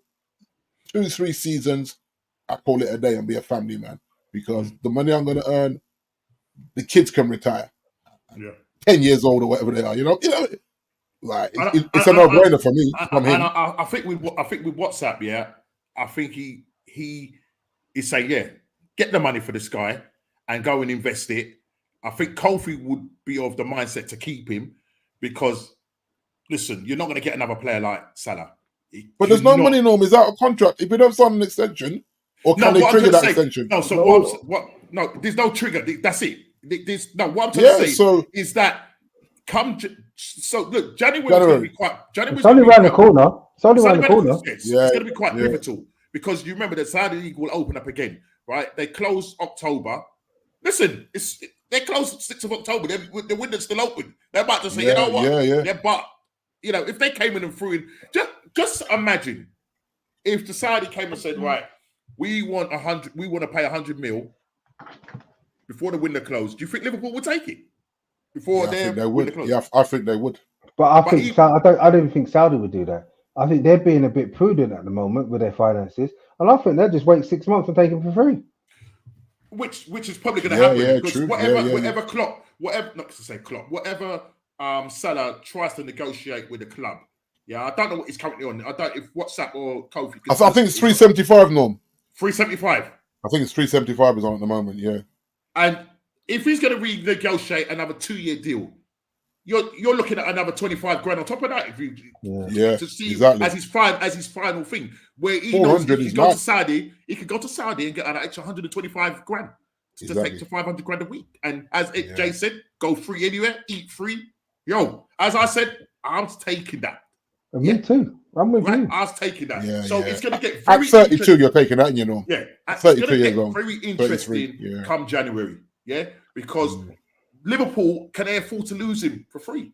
Because January, Saudi might come in and say, yo, we'll take him off your hands for 50 mil. But they might turn and say, no, we wait. So all this... So I said to Kofi in the thing, will this mess up in terms of Liverpool's... You know, because right now Liverpool are playing very well, and they look like title challengers at the moment. It's early days yet, so we don't know. Injuries and all that can kick in, loads of Champions League game and all of that. But just say they are doing quite well with Salah in there making the difference. Yeah. But would the Liverpool hierarchy, the fans, would they forgive the owners by saying, look, you've not done anything, you've not spoken with him? Would the owners be willing to pay him 400 grand a week? Or is it going to be one of these backwards and forwards, and in the end, he ends up going for free anyway? And then at the moment, that money that they could have got last season, 100 mil, they could have gone and invested it in Exactly. You know, they're not going to be on the levels of Salah. You're not going to get that because he's just world record breaking for that club. Do you know what I mean? I see problems further down the line. Personally speaking, with the contract. If you see what WhatsApp's saying there, Norm, that Salah might want them to try and get some big bucks for him. You know what I mean? But because he might think, you know what, the club's been good to me. They pick me over what's his name, the African brother. Mane. You remember it was a choice who to give the money to. Yeah. They gave it to Salah and put Mane loose because they couldn't afford. It was all. Remember, me and Ezra on the free Mane thing. Remember, he was cooking Kofi because we felt that Mane done enough to get a slice of that pie, but they gave that whole pie to Salah. And Mane said, "All right, I'll be out," and he was gone. So I look at it now that if they've backed him, which they did, then surely he signs an extension so they can get some money for him. But if he feels like FFJ or so that would make sense. So they might say, right, okay, we sign a year's extension, knowing that we're going to sell him in the summer. Yeah, exactly. Yeah, and make some money. But if he feels that he's being mugged off, but the question is, what you're saying is to do that. If they're going to give him a year's extension, knowing that they're going to sell him, for that short period of time, they have to do it now, anyway. Yeah, they would have to do it now. Figure it now, Yeah, and up his wages by another 25 G's. That's 400 grand. Yeah, until the summer. And then they say, and they know they've got a year left on his contract. They can turn around and say, "Well, listen, we want nearer to 70 to 80 million for him." I don't know whether they get 100 mil because of his age. No, I don't think you're going to get 100. But they would have probably. I think JP said it. They're being quite. They've just been a bit more sensible with their money now. Remember, in the beginning, they were crashing the money. Well, guys, and now it's they've become a little. As WhatsApp said, Chelsea may come in for him again. You imagine if Chelsea came in for that would be. Listen, I wouldn't put it past them. I would not put it past them. You wouldn't. Yeah. Because I don't know what these mans are playing at. Now that they got Sancho, I don't know how many wingers they got. But it's legacy, though. No, I don't know whether he would want to ruin his Liverpool legacy because I think he's been a great servant and an amazing footballer for them. I think to go to Liverpool, I think the Liverpool fans, them Scousers will absolutely be fuming if he does that and comes back and cooks them at Anfield. You know what I mean? Yeah. So I think he wouldn't go there. He wouldn't go there. Nah. But I think it's still better for him to go abroad. Like, don't go to another Premier League team. Yeah. You know, like certain players that you wouldn't want to see. I don't think he would. Personally speaking, I don't even think he would play for any Premier League team. Yeah. I just think he's done it for Liverpool. And look when Gerrard tried to do it. Yeah, boy. Death threats and all sorts of madness, mate. Burn them as they are down and all that. So I can't see that happening. Definitely can't see that happening. But listen, it's allegedly. We'll see what happens. But what I will say though, currently Slot is doing a good job with the team. We'll see what happens as they progress further. I think maybe I was talking with another chat group concerning their midfield, and I was just saying, right now, yes, they've got defenses okay. They're up front. They're topped with players. You know, they can bring off Nunes. They can bring on quality Gakpo. They can bring these players on. Whereas when we move on to the Arsenal team, where we haven't done enough in the market, which we're going to go on to now, and our game against what's the team we played? Brighton. Listen, the Declan Rice situation there, I haven't seen it, I haven't seen it. Okay. Was it sending off? Was it sending off then? By the letter of the law, that's the buzzword. By the letter of the law, he has to go. And you saw the referee Kavanagh going, I've got no choice, mate. But then if that's the case, by the letter of the law, some of these offside decisions that we don't like, they're offside though, aren't they? They're offside, yeah. That's why we're talking about consistency when it comes. But this is the thing as well, though, Norm. We've said this before that players on yellow cards go and do a foolishness. Like he's on a yellow card, my bro. Before that second yellow card, it's two yellows. It's two yellows. Two yellows. It's only a one-game ban, isn't it? Yes, one game. He misses a crucial North London derby when we come back after the international. So we're now going to go. We're now going to go into that game with Jorginho and Partey as our double pivot. You're safe, man. It's only Tottenham. It's only the Spurs, mate. You'll be all right.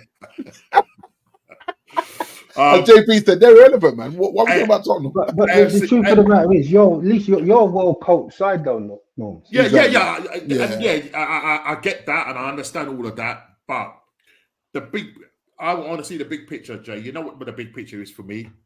It's about winning the league. Yeah, I hear that. I don't think, personally speaking, and you said it, Jay, in our when we was going through the summer, and I think towards the end of last season when we was assessing the team and how Arsenal did and missing out by 2 points, and we go again FC, and you said basically that you've just got a feeling that Arsenal are not going to do it this season. And right now, it looks like your prediction seems to be coming to fruition. Listen, it's still early days, and I get it. But I did say. I think you. I said you'd still be a Champions League side. Yeah. But I just didn't think you was going to be like, you were up there. You're right behind City, and that's what I was thinking. You might drop off a bit on. But that drop off in the sense of that maybe there's another team that could probably come in and challenge. I didn't know. I just don't feel like Arsenal don't. You've got to do something with the squad every year. You've got to bring players in to freshen that squad up, make people look around and think, "Damn, they brought that guy in." And Arsenal just they don't really do that enough. Yeah, and that's the thing, and we don't do enough. This is the thing with Arsenal. We always nearly. As Big D says, you go to the bride turns up at the church, goes up to the altar, yeah? The groom turns around and goes, nah. Oh, sorry, I can't do it. Sorry, guys, I can't do it, man. I just can't do it. I can't, I've got to go, right? Yeah, I'm chucking the flowers. Yeah, bridesmaids, catch that. We're always the bridesmaid, yeah?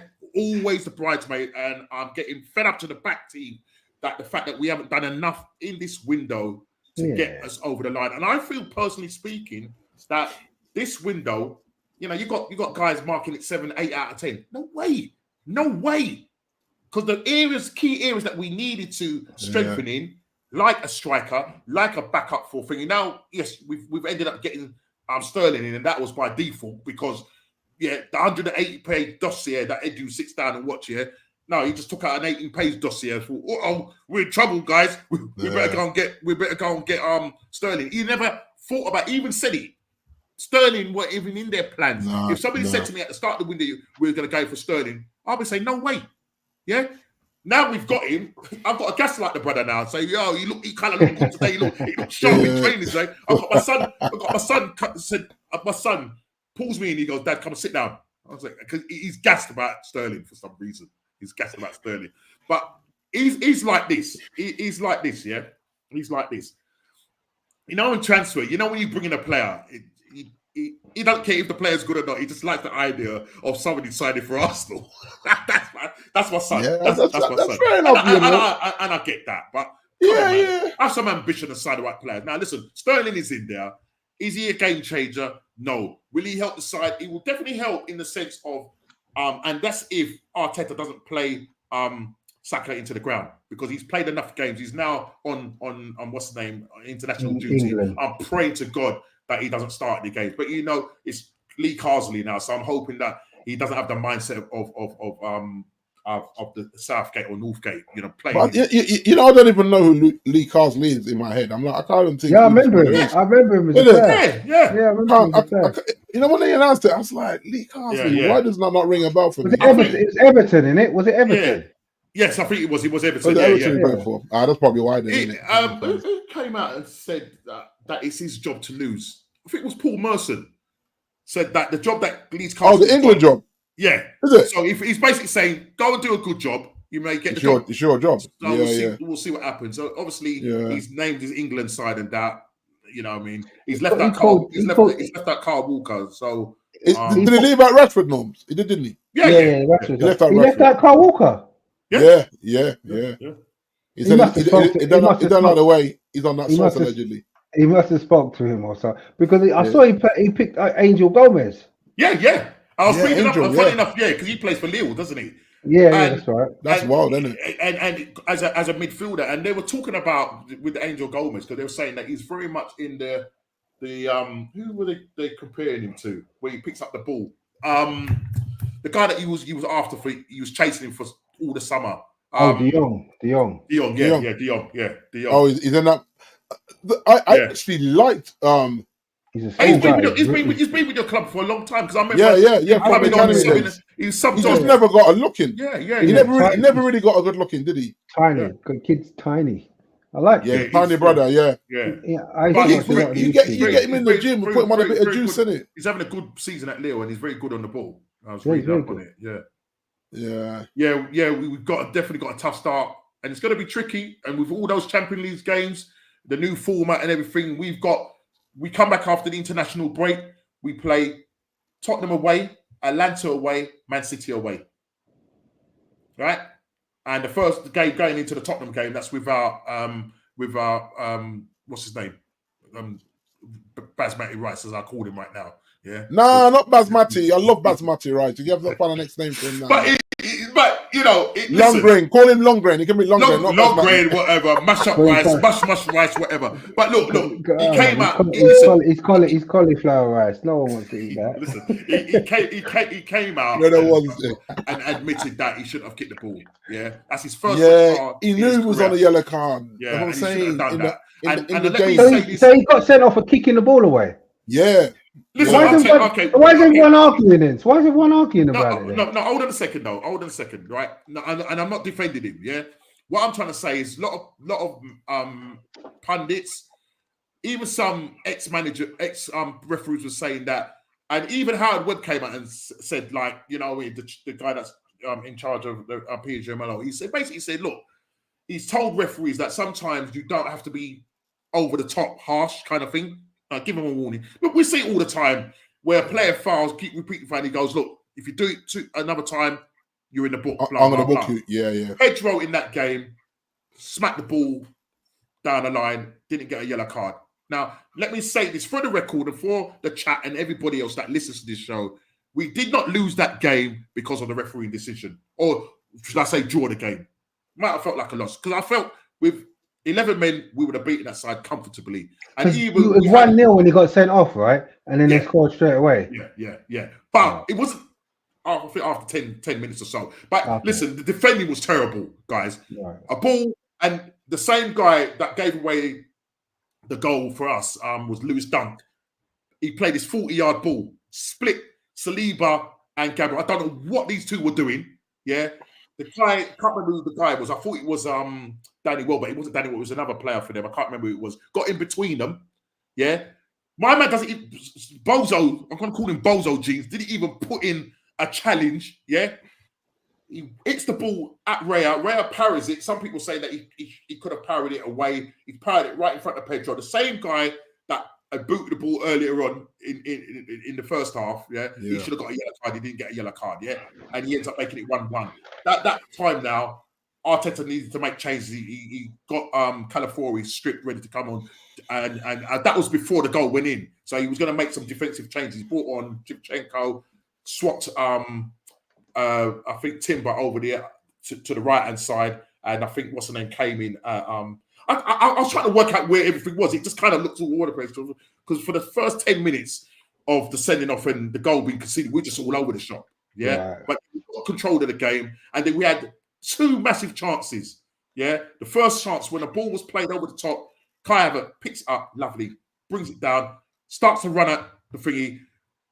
And this is why I'm saying we need a clinical striker. If that's an Henry, he's putting that away.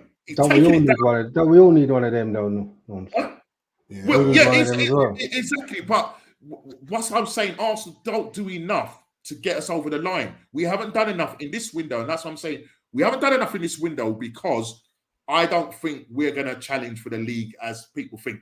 I might be wrong, and please, I want them to prove me wrong. But right now, as it stands, I'm looking at this side. I'm looking at the injuries. I'm looking at if, say, Jesus, at the moment, I don't know if Jesus is fit or not. Because right now, he's injured. So we've got Kai Havertz. Yeah? What's the name can come on players that maybe that Trossard plays that false nine. Martinelli is off his game. Saka getting kicked left, right, and centre. But hopefully, Raheem can come in and make some changes. But I still don't think we've got the depth of quality in the squad to do what we're doing to get us over the line. That is the mere fact. And in that game, as I said, it was a rolling ball. So by the letter of the law, you're meant to stop the ball and then take the free kick. When what's his name? What's the guy's name? Valtau? I can't remember the Brighton defender. I can't remember his name. It begins with V, right? Someone put it in the chat because I can't remember his name. I think Vital, I think his name was. Yeah, he knew what he knew what he was doing. He knew what he was doing. Yeah, he rolls the ball, and the ball is rolling. He hits the back of Declan Rice's foot, and then just without looking, Declan Rice looked down and just flicked the ball. And as he flicks the ball, he's come through, and he tried to take a quick free kick, wasn't he?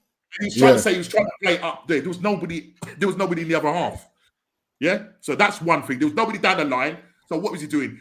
And the silly thing that Declan Rice was, he went down in that heat, obviously trying to get my man sent off. And he did. What happened there? He took out the card, and he branded his second yellow goes and red. And because I thought it was the defender that was going to get the red card. Because I think, it's going to be the defender.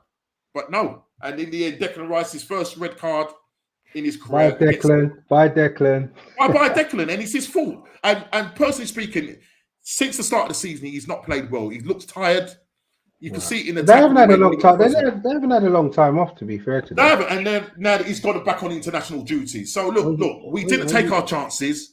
Big Saka chance when what's the name? Kai Havertz went down the wing, played it across. Veltman, Veltman. He sort of scuffed it, didn't he? No, he was stretching. He was more stretching. Yeah. You have an Ivan Toney. You have Ivan Toney in there. Yeah, you have a Guterres in there. That's going in the back of the net, and that's what I'm saying. We need game changers, and I don't feel we've got game changers currently as we speak, and we haven't done enough to do go and challenge Man City and win the league. Yeah, we've built a team to finish in the top four, and I think that's what the owners want. Yeah, and then we go again FC next season. We're going to be linked with another striker. Why did we go for a striker at the start of the window, which was Sesko, and then he didn't want to come, and then we went for a defender? Oh, is that what happened with Sesko? Yeah, he changed his mind. Oh, right. He's never interested. Yeah. But you know what, Norm? I actually respect that. Guys, I've got to run. Right? I've got to go. Right. We're coming out. Oh, just by the way, Jay, just before you go, I'm just going to bring this section forward quickly. Just before you go, let me find it. Okay, here it is. So just to let you know, just to impound your misery. Hold on. No. What did I get on the first game? Oh, yeah, I did. Oh, yeah. No. I went Liverpool in the first game of the season, didn't I? Right. Don't worry about that. Don't worry about that, man. Jay, you don't have to always do an S thing and go for Man United. I didn't. Remember the first game? I went for Liverpool. But the other two games you did. And look at the result, I did. So listen, don't worry, Jay, don't worry. Well, I'm telling you, whatever the forfeit will be, bro, you better make sure you get at the bottom. I did, but it says I won't be at the bottom by the end of the season, right? Well, as long as you don't keep backing Man United, you won't. Definitely won't. But, Jay, bring up to you, man. Yeah, man, look up to you, guys. We will be continuing to do the GoFundMe page for you. Keep it up, mate. Keep this going. Send me. Get me back out there, mate. Take it easy, guys. Definitely. Take care, bro. Definitely, mate. Listen, big up, brother. Big up. Right. So let me just quickly read these chats, Jay. It says, AFC says the reason why owners Arteta and Edu are moving like this is because they're under no pressure from the fans or hierarchy to deliver titles. Board happy with Champions League money, fans happy with vibes. And that's it. It's just all about good vibes. Let me just read, because there's quite a lot. I've missed a lot of stuff in the chats here. Arteta should have 2 seasons max. What after this season, Calvin? Is it? We'll see. I suppose it is his team, though. Wedding, ref Arsenal. That's from Leone. Calvin Gooners are always the bridesmaid and never the bride. Absolutely. Sterling will play on the left wing for North London Derby. That's the talk. Right now, I'll say he's better than Martinelli. And listen, as I said, I got a little bit, I'm not going to lie, I got a little bit gassed when I saw him like dinking past players and all that, blah, blah, blah. But listen, when it comes to game day, it's a total lot different to when you're training. So, you know what I mean? Yeah. And I don't know. He's obviously had a pre-season, but as I said, he hasn't played. I think he's got a lot to prove as well, man. I think he's fit. And he said that in his video. He said that in his video. You know what I mean? Because, you know what I mean? The man stripped the shirt off his back. I mean, that's embarrassing. That's like, yo. Yeah. So he's got something. Yeah. That's it. Lee Carsley from Everton midfield, definitely in the midfield. He's got something to prove. He's got something to prove. Arteta will sort Sterling out. He will come good, and I really am positive about that he will do good. Fair enough. I hope so. The issue is that the ref should have sent off Pedro for Brighton. This was the thing about the Pedro thing, right? They were saying that the stadium was so loud that no one even heard the ref. Yeah, with that whistle for the Pedro one. That's why they reckon he got away with it. So I'm like, but the action was still seen, even if. But then if he's saying I kicked it because I didn't hear the ref, I'm just making a play. Then everyone will say, well, if you book him or send him off for that, then it's harsh. It's always a bit of a. It's like it needs a bit working on. You know what I mean? Blurred lines, as they would say. This one from AFC Always. He says, Normski, what are your thoughts on Trossard going to his agent and asking for a move to Saudi's Arsenal turned down 35 million? Now, listen, I probably don't blame him because you know why I say that? Why he's maybe done that is because in his mind, he feels that he's better than Martinelli because Martinelli now is kicking up a stinker right now, and he's starting Martinelli. He's probably trying to play him through his bad, patch, but it doesn't seem to be working right now. And every time Trossard comes on, he makes a difference. And that's fair enough because you remember in the Aston Villa game, he scores and you had Partey pushing him and whatever. And he was making a point. Yeah, because he wouldn't celebrate, would he? He wouldn't celebrate. He was making a point. So you can see he was upset. Now, listen, at this particular time, we can't afford any dissenters in the group right now because we need every player now. And it would be murder, murder if Arsenal allowed this to happen. Remember, the Saudi League doesn't close until the 6th of October. But that's what I'm saying to you about Casemiro. If they sell Casemiro now, you just let Sancho and Rashford go. So it's like, what are you doing here? You know what I mean? Because straight away, the pressure you heap on the new brother, who you said is going to need 5 weeks to get ready, 5-6 weeks to get ready, or it could be months. What was he injured? And you bought another injured player or something. I'm like, no, I'm trying to hear that. So for me, Kes has to stay. For me, I'm like, nah, 100%. He has to stay. We need squad depth, and when he does come, he does make a difference. It's the only thing is that I find when he starts, he's not as he doesn't contribute. I mean, in that game, listen, he started because he's ex-Brighton player and he knows how Brighton play. He really did not do anything in that game. To be honest, he goes to that game. He proper goes to that. And then when Martinelli came on, you know what I mean? You saw a little bit more. He's not sharper, quickest. He's not the quickest, but he's more trickier than Martinelli. He can kick with both feet. You know what I mean? So look, it's good in the sense that you've got that depth over that side, But Martinelli does need to fix up because you cannot keep playing a guy that's not in form, And the only way to do that is he's decided. I'm thinking he's done it because Martinelli is not in form why he started Trossard. Now I would not put it past Arteta. There's too much rotation. When I say too much rotation, you have to have a steady side. And I get that you rotate when you need to rotate, but at the moment he hasn't got a settled left side because Martinelli's not playing well. Trossard comes on, scores, but then when he starts Trossard, he doesn't play well. So come the North London derby, because Tottenham play a high line, Martinelli can get behind them. He might start Martinelli in that game. So it's just going to be going backwards and forwards. So I really don't know how Arteta is going to figure this one out, to be personally speaking. But there's no way I'll be letting him go. No way I'll be letting him go. But if it keeps going on the way it's going on, and if Sterling comes good, you know what I mean? Sterling could probably suit both of them. Do you know what I mean? Because I look at that and I feel like I think you're right, Norm. Yeah. If Sterling hits the ground running, then Sterling's going to start on the left. Yeah. Yeah, he's going to start on the because left. Because Saka, you can bet your bottom dollar, Saka will be on the right. Yeah. So, Can Trossard play on the right? Yeah, he can. He's right and left footed, but he's not quick. Right. He's not quick. He's not quick. He's tricky, but he's not quick. Haaland Premier League record 70 goals in 69 games. Yeah, he has 11 hat-tricks, brother, to date. So that's just Just done two. He's a flat track bully, isn't he? He's a proper flat track bully. Okay, I was reading up about, is he just a one-trick pony? Even though he gets you goals, that's what his job is as a striker, to get you goals. But they're looking at Haaland's overall game. And compared to other players, there are better footballers than Haaland.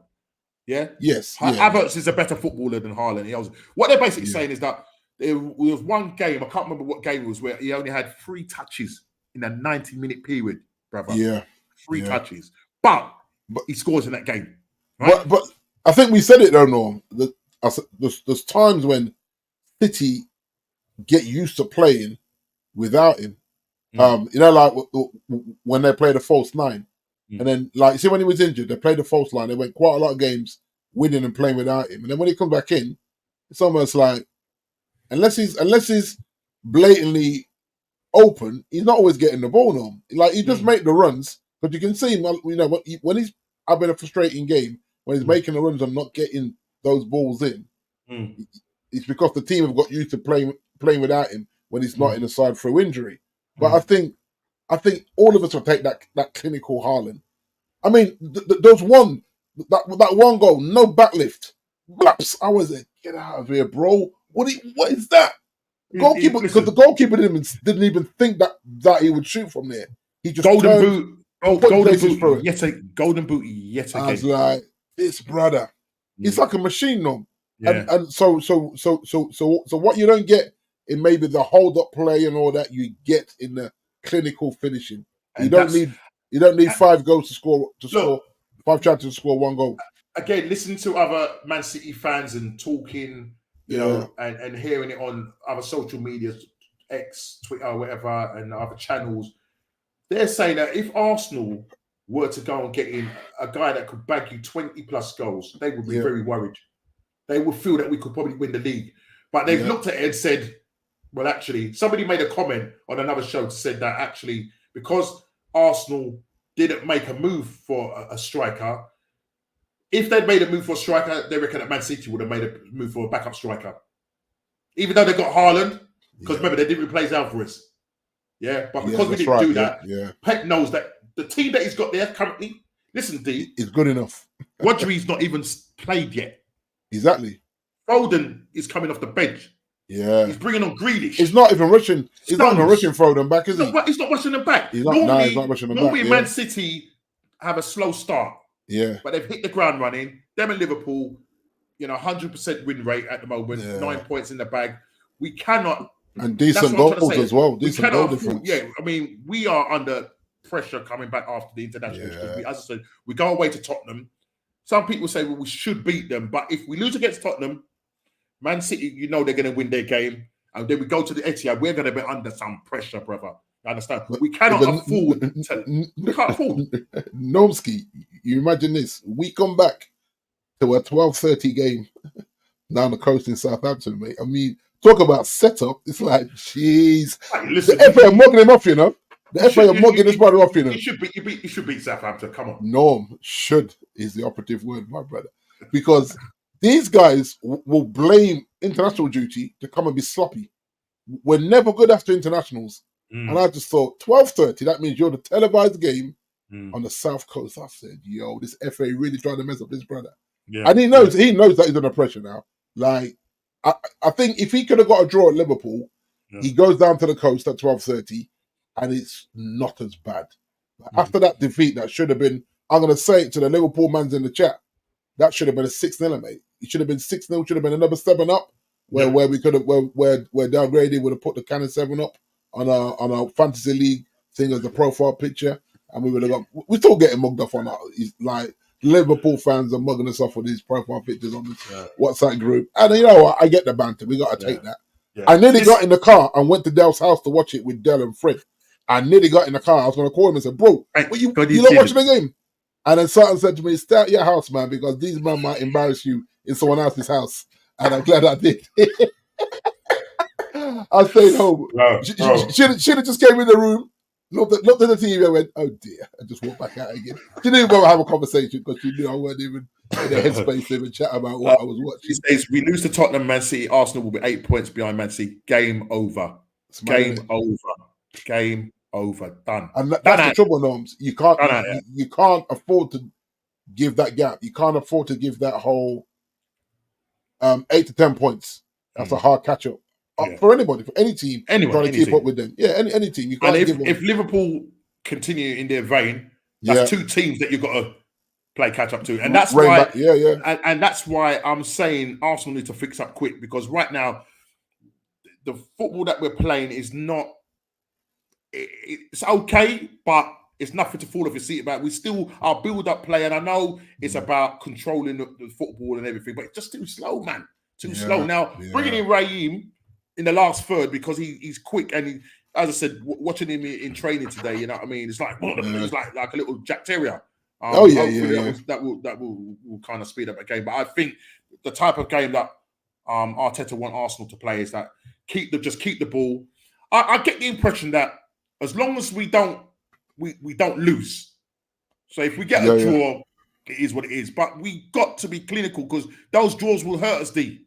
Those draws will hurt us. Yeah, and it happened last season. They will hurt us absolutely big time. Yeah, Ireland is a clinical player. Some of those goals are absolutely ridiculous. Absolutely ridiculous. Absolutely ridiculous. I'm still feeling that we never signed. Listen, 40 million is now in the Saudi league, earning 400k a week. Put the ads on to that. That's near $5.5 million. Yeah, and the thing is, no, he deserves it in the sense that nobody came in for it. The guy's scoring goals, even though, you know, for the period of time when he was suspended from football. But even when he come back, he contributed to Brentford. But listen, he's got to get his bag. He's got to sort out his family for the rest of their life. Can't blame him, Norms. Can't blame him. You know, he's 28, so 2 years out there. Sorted. Yeah, that's what I'm saying. He can go 2 years, Norm, come back and get a light 100k a week for somebody and play for it probably won't be 3 more seasons. It probably won't be a top club. He can go to a club that comes up now. That gets promoted. He can come back and go to them and say, "Listen, man, pay me 55, 60k a week. Yeah, I just want to play football in my 30s." I mean, the news on Tony. I mean, as I said, nobody seems to know why no teams went in through. Apparently, he had a meeting with Edu and whatever. Yeah, we don't know the reason why they didn't go through it. You know what I mean? That's still not made clear. Because I was convinced he was going to go to a London team. Whether it was you, Chelsea, or Tottenham. Convinced. Yeah. But because it is what it is. You won't need strikers. All 3 teams need a clinical striker. Yeah. This man can take pens with his eyes closed, brother. You know what I mean? Listen. Well, listen, we're now on an international break now. It's long. Playing games that, you know what I mean, just needless, but it has to be Carsley. Lee Carsley needs to suss out his team now. He's the new interim manager, and if he does well, according to Paul Merson, I think it was saying, well, listen, it's his job to lose. So we'll see how the international come back. You know, I just wanted the other game to come quick. You know, like the Tottenham game. Once we had drew in that game, I just wanted to just bring that next game up now. Now we've got to wait, you know, nearly 2 weeks now. You know, it's long, isn't it? Fretting that we've now lost Declan for that game. I'm hoping that Partey and Jorginho, whether he starts Partey as a single 6 or what, I don't know. I mean, there's options that we could do in that midfield. Yeah. There's talk about maybe playing Shevchenko, bring him into the midfield. Now that we're stacked at the back, but he plays that for his country. No, but Timber can play there, no.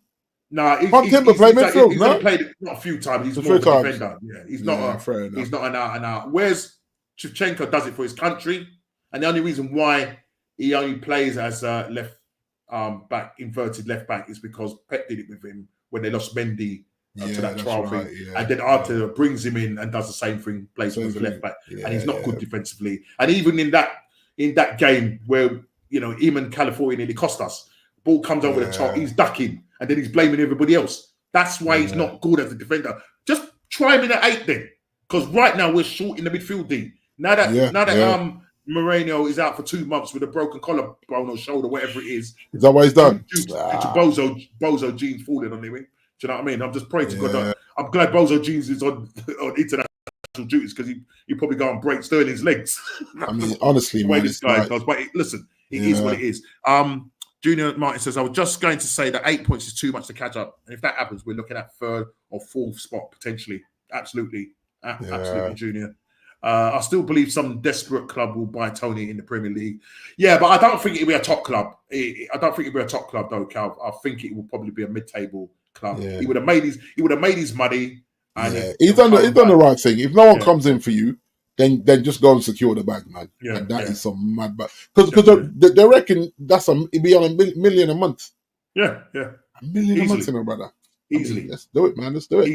Easily. And like JP was saying, once you're a star player out there, you don't pay for anything. They sort your house out. Yeah. You have a driver. All of it, man. He's going to be playing with Mahrez.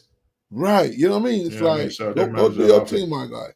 It's just a shame. It's just a shame that the stadiums are not as full as they are. They're still getting their bag. So you know what I mean. And it's the government. It's the government that's backing it. It's not like they're getting any revenue from the fans going there. It's the establishment that's paying their wages. Well, you say mid-team, but someone like Tony could do 2 years and come back and replace Jamie Vardy at Leicester or something like that.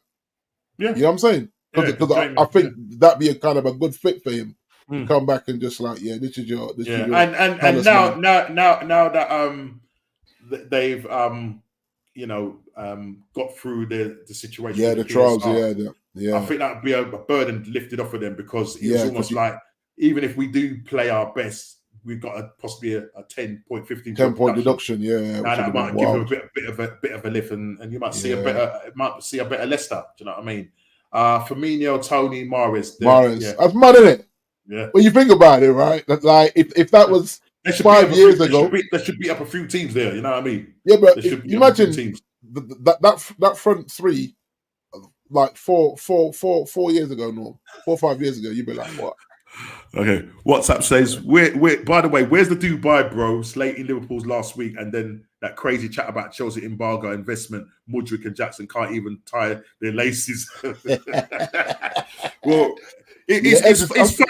It's not even Ez, it's the Dubai guy. I'm live in Oshin. She thinks I'm chatting. That's funny. She thinks Sheen has just made her debut live on Norski TV. Welcome to the Sheena world. There you go. She thought everybody in the chat, say hello to Sheena. She can watch the playback after. She just deep time quick, you know. So listen, the Dubai brother, David Chelsea, we called him Chelsea Dave or David Chelsea or whatever it is. Yeah. I said, here we go. I said that Dave will only appear on the show, when Chelsea wins. Chelsea ended up drawing that game. Jackson scoring the goal, and then Eze, which I wish we could have get equalizer with a great goal. Yes, Sheena.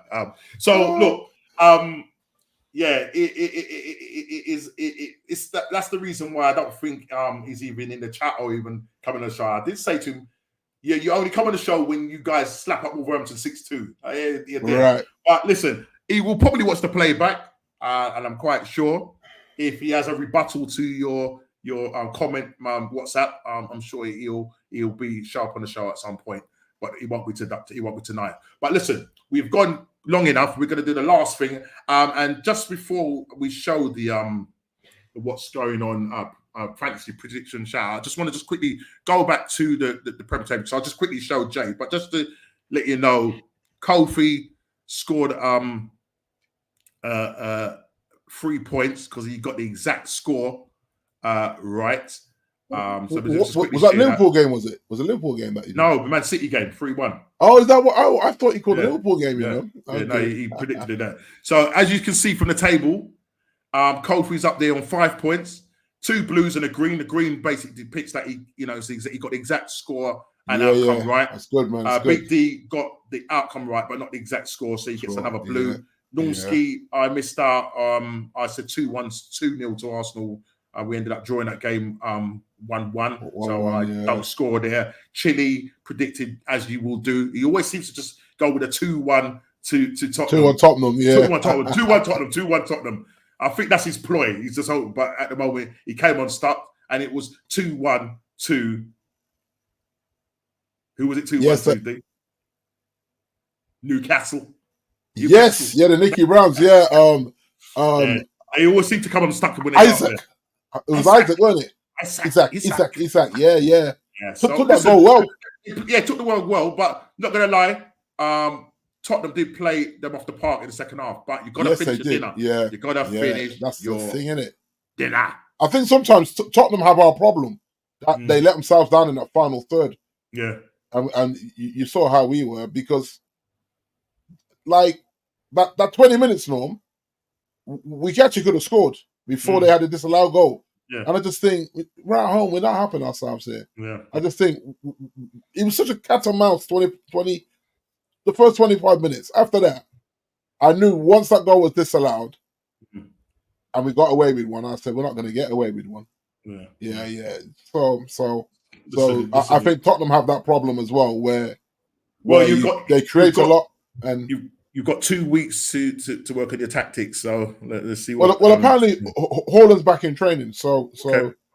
Right. I thought he was going to be out longer than that. So I thought he was going to be out. Well, they said he's back training on grass. So I'm gonna. I don't know whether that's with the first team. He's not going to go away on international, because he ain't been fit, so he better not have gone away on international.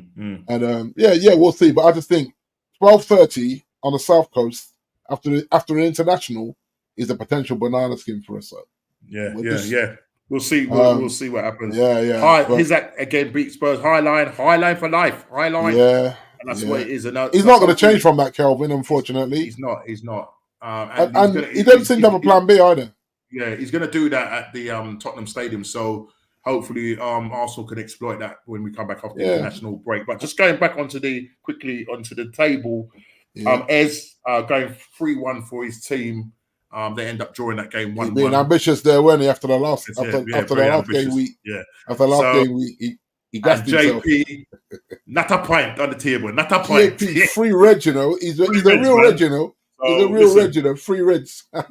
Jay's got 2 weeks to think about what score his prediction is going to go for in the next 11 days or so. So he's got time to think about that. And I really want to back my guys down at Southampton, but my lord. So we're not a good away side. Well, we're not a good home side after Liverpool won. In general, we're not a great away side. So it's like we will see, man. That's why we should keep Højbjerg. But he's gone now. He's gone. Gone. Right, let me just quickly do this last one. Just add this one here. Yeah. Right. So let's just quickly do this. Right. So, if you want to just quickly go through that, and we're going to be ending the show, brothers. So, as I said last week, we're ignoring the guy that's in second place. Apparently, he's using dodgy software to do what he's doing. But if you look at some nice scores, quite a few in the 80s there. Honourable shout out to Phil Headley, 94 points.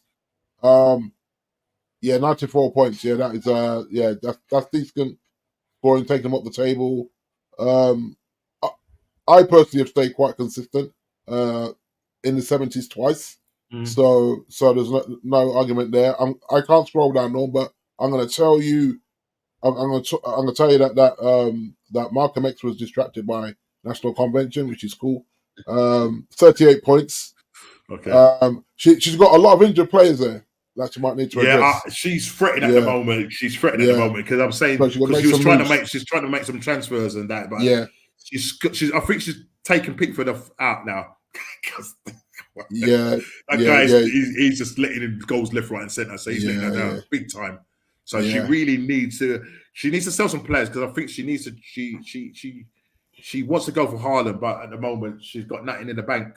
So, but if she's got she's got multiple subs, she can like move 3 players out, slot Haaland in, and then have some cheaper players, whether it be in midfield or defense. Yeah. So she can just do that. You may have to talk. You may have to send her some tips, D, because right now, she's sitting 16th or 17th. 16th. 16th. So she's she's behind my brother. I think it is my brother. I forgot to ask him yesterday. But yeah, if that's him, obviously he's missed the game week. And he's caught up. He's only 1 point behind her now. Yeah, after missing a game week, so he's caught up. I can't believe it. I'm lost. Yeah, and then Kofi had a stinker, man. 37 points. He's 15th. Ez 40 points. He's 14th. Andy, where's Andy? 67 points. He's 12th. Scott from the future. Yeah, you can see he's 9th there, 71 points. Yeah. But the big scorers, Del Grady, obviously, Phil Headley.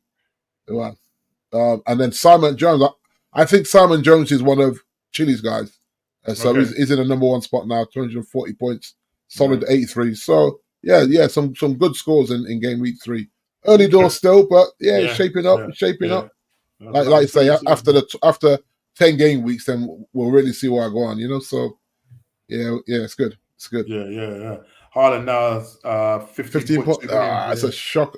I've got him. And I'm glad I just got him, because I just thought I just got a sacrifice, because I'd be fuming that I missed out on 7 goals. I mean, that's ridiculous, man. In 3 game weeks. So, and I've captained him each time, so he hasn't let me down yet as captain either. So, well, listen, we've come to the end of the show. Thank you for staying with us in the chat. Really fantastic contribution from the community.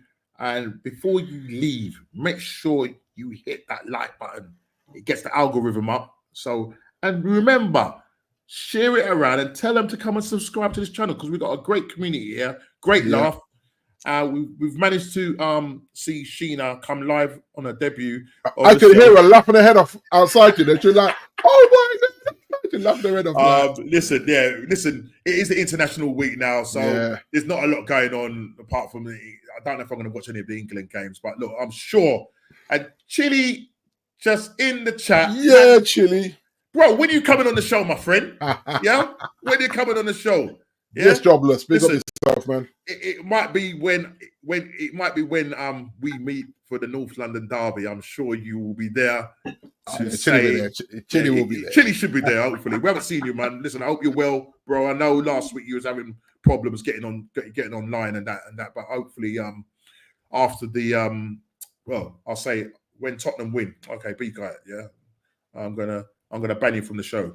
No, but listen, look, I'm sure that's going to be a great game. It's going to be great build up to it and everything, So we'll see what happens. But listen, we go again next week. Probably won't be much to talk about unless the Saudi League go and do something mad and go for Casemiro or go for Trossard. Listen, the window's still open. Salah, you never know. 6th of October it closes, so everybody will still be keeping their eyes on that. But listen, it is the international week, and I just want the Premier League to come back quick. We'll get going again, and let's have something decent to talk about. Yes, big up, Junior. Bless up. Yeah, man, Junior, build yourself, my guy. He'll be there. You will be there. You will be there. And I hope so. I'll be here for the North London derby. Please, as I said, hit that like button, subscribe and share for you. We're out there. Take care, God. Take care, guys.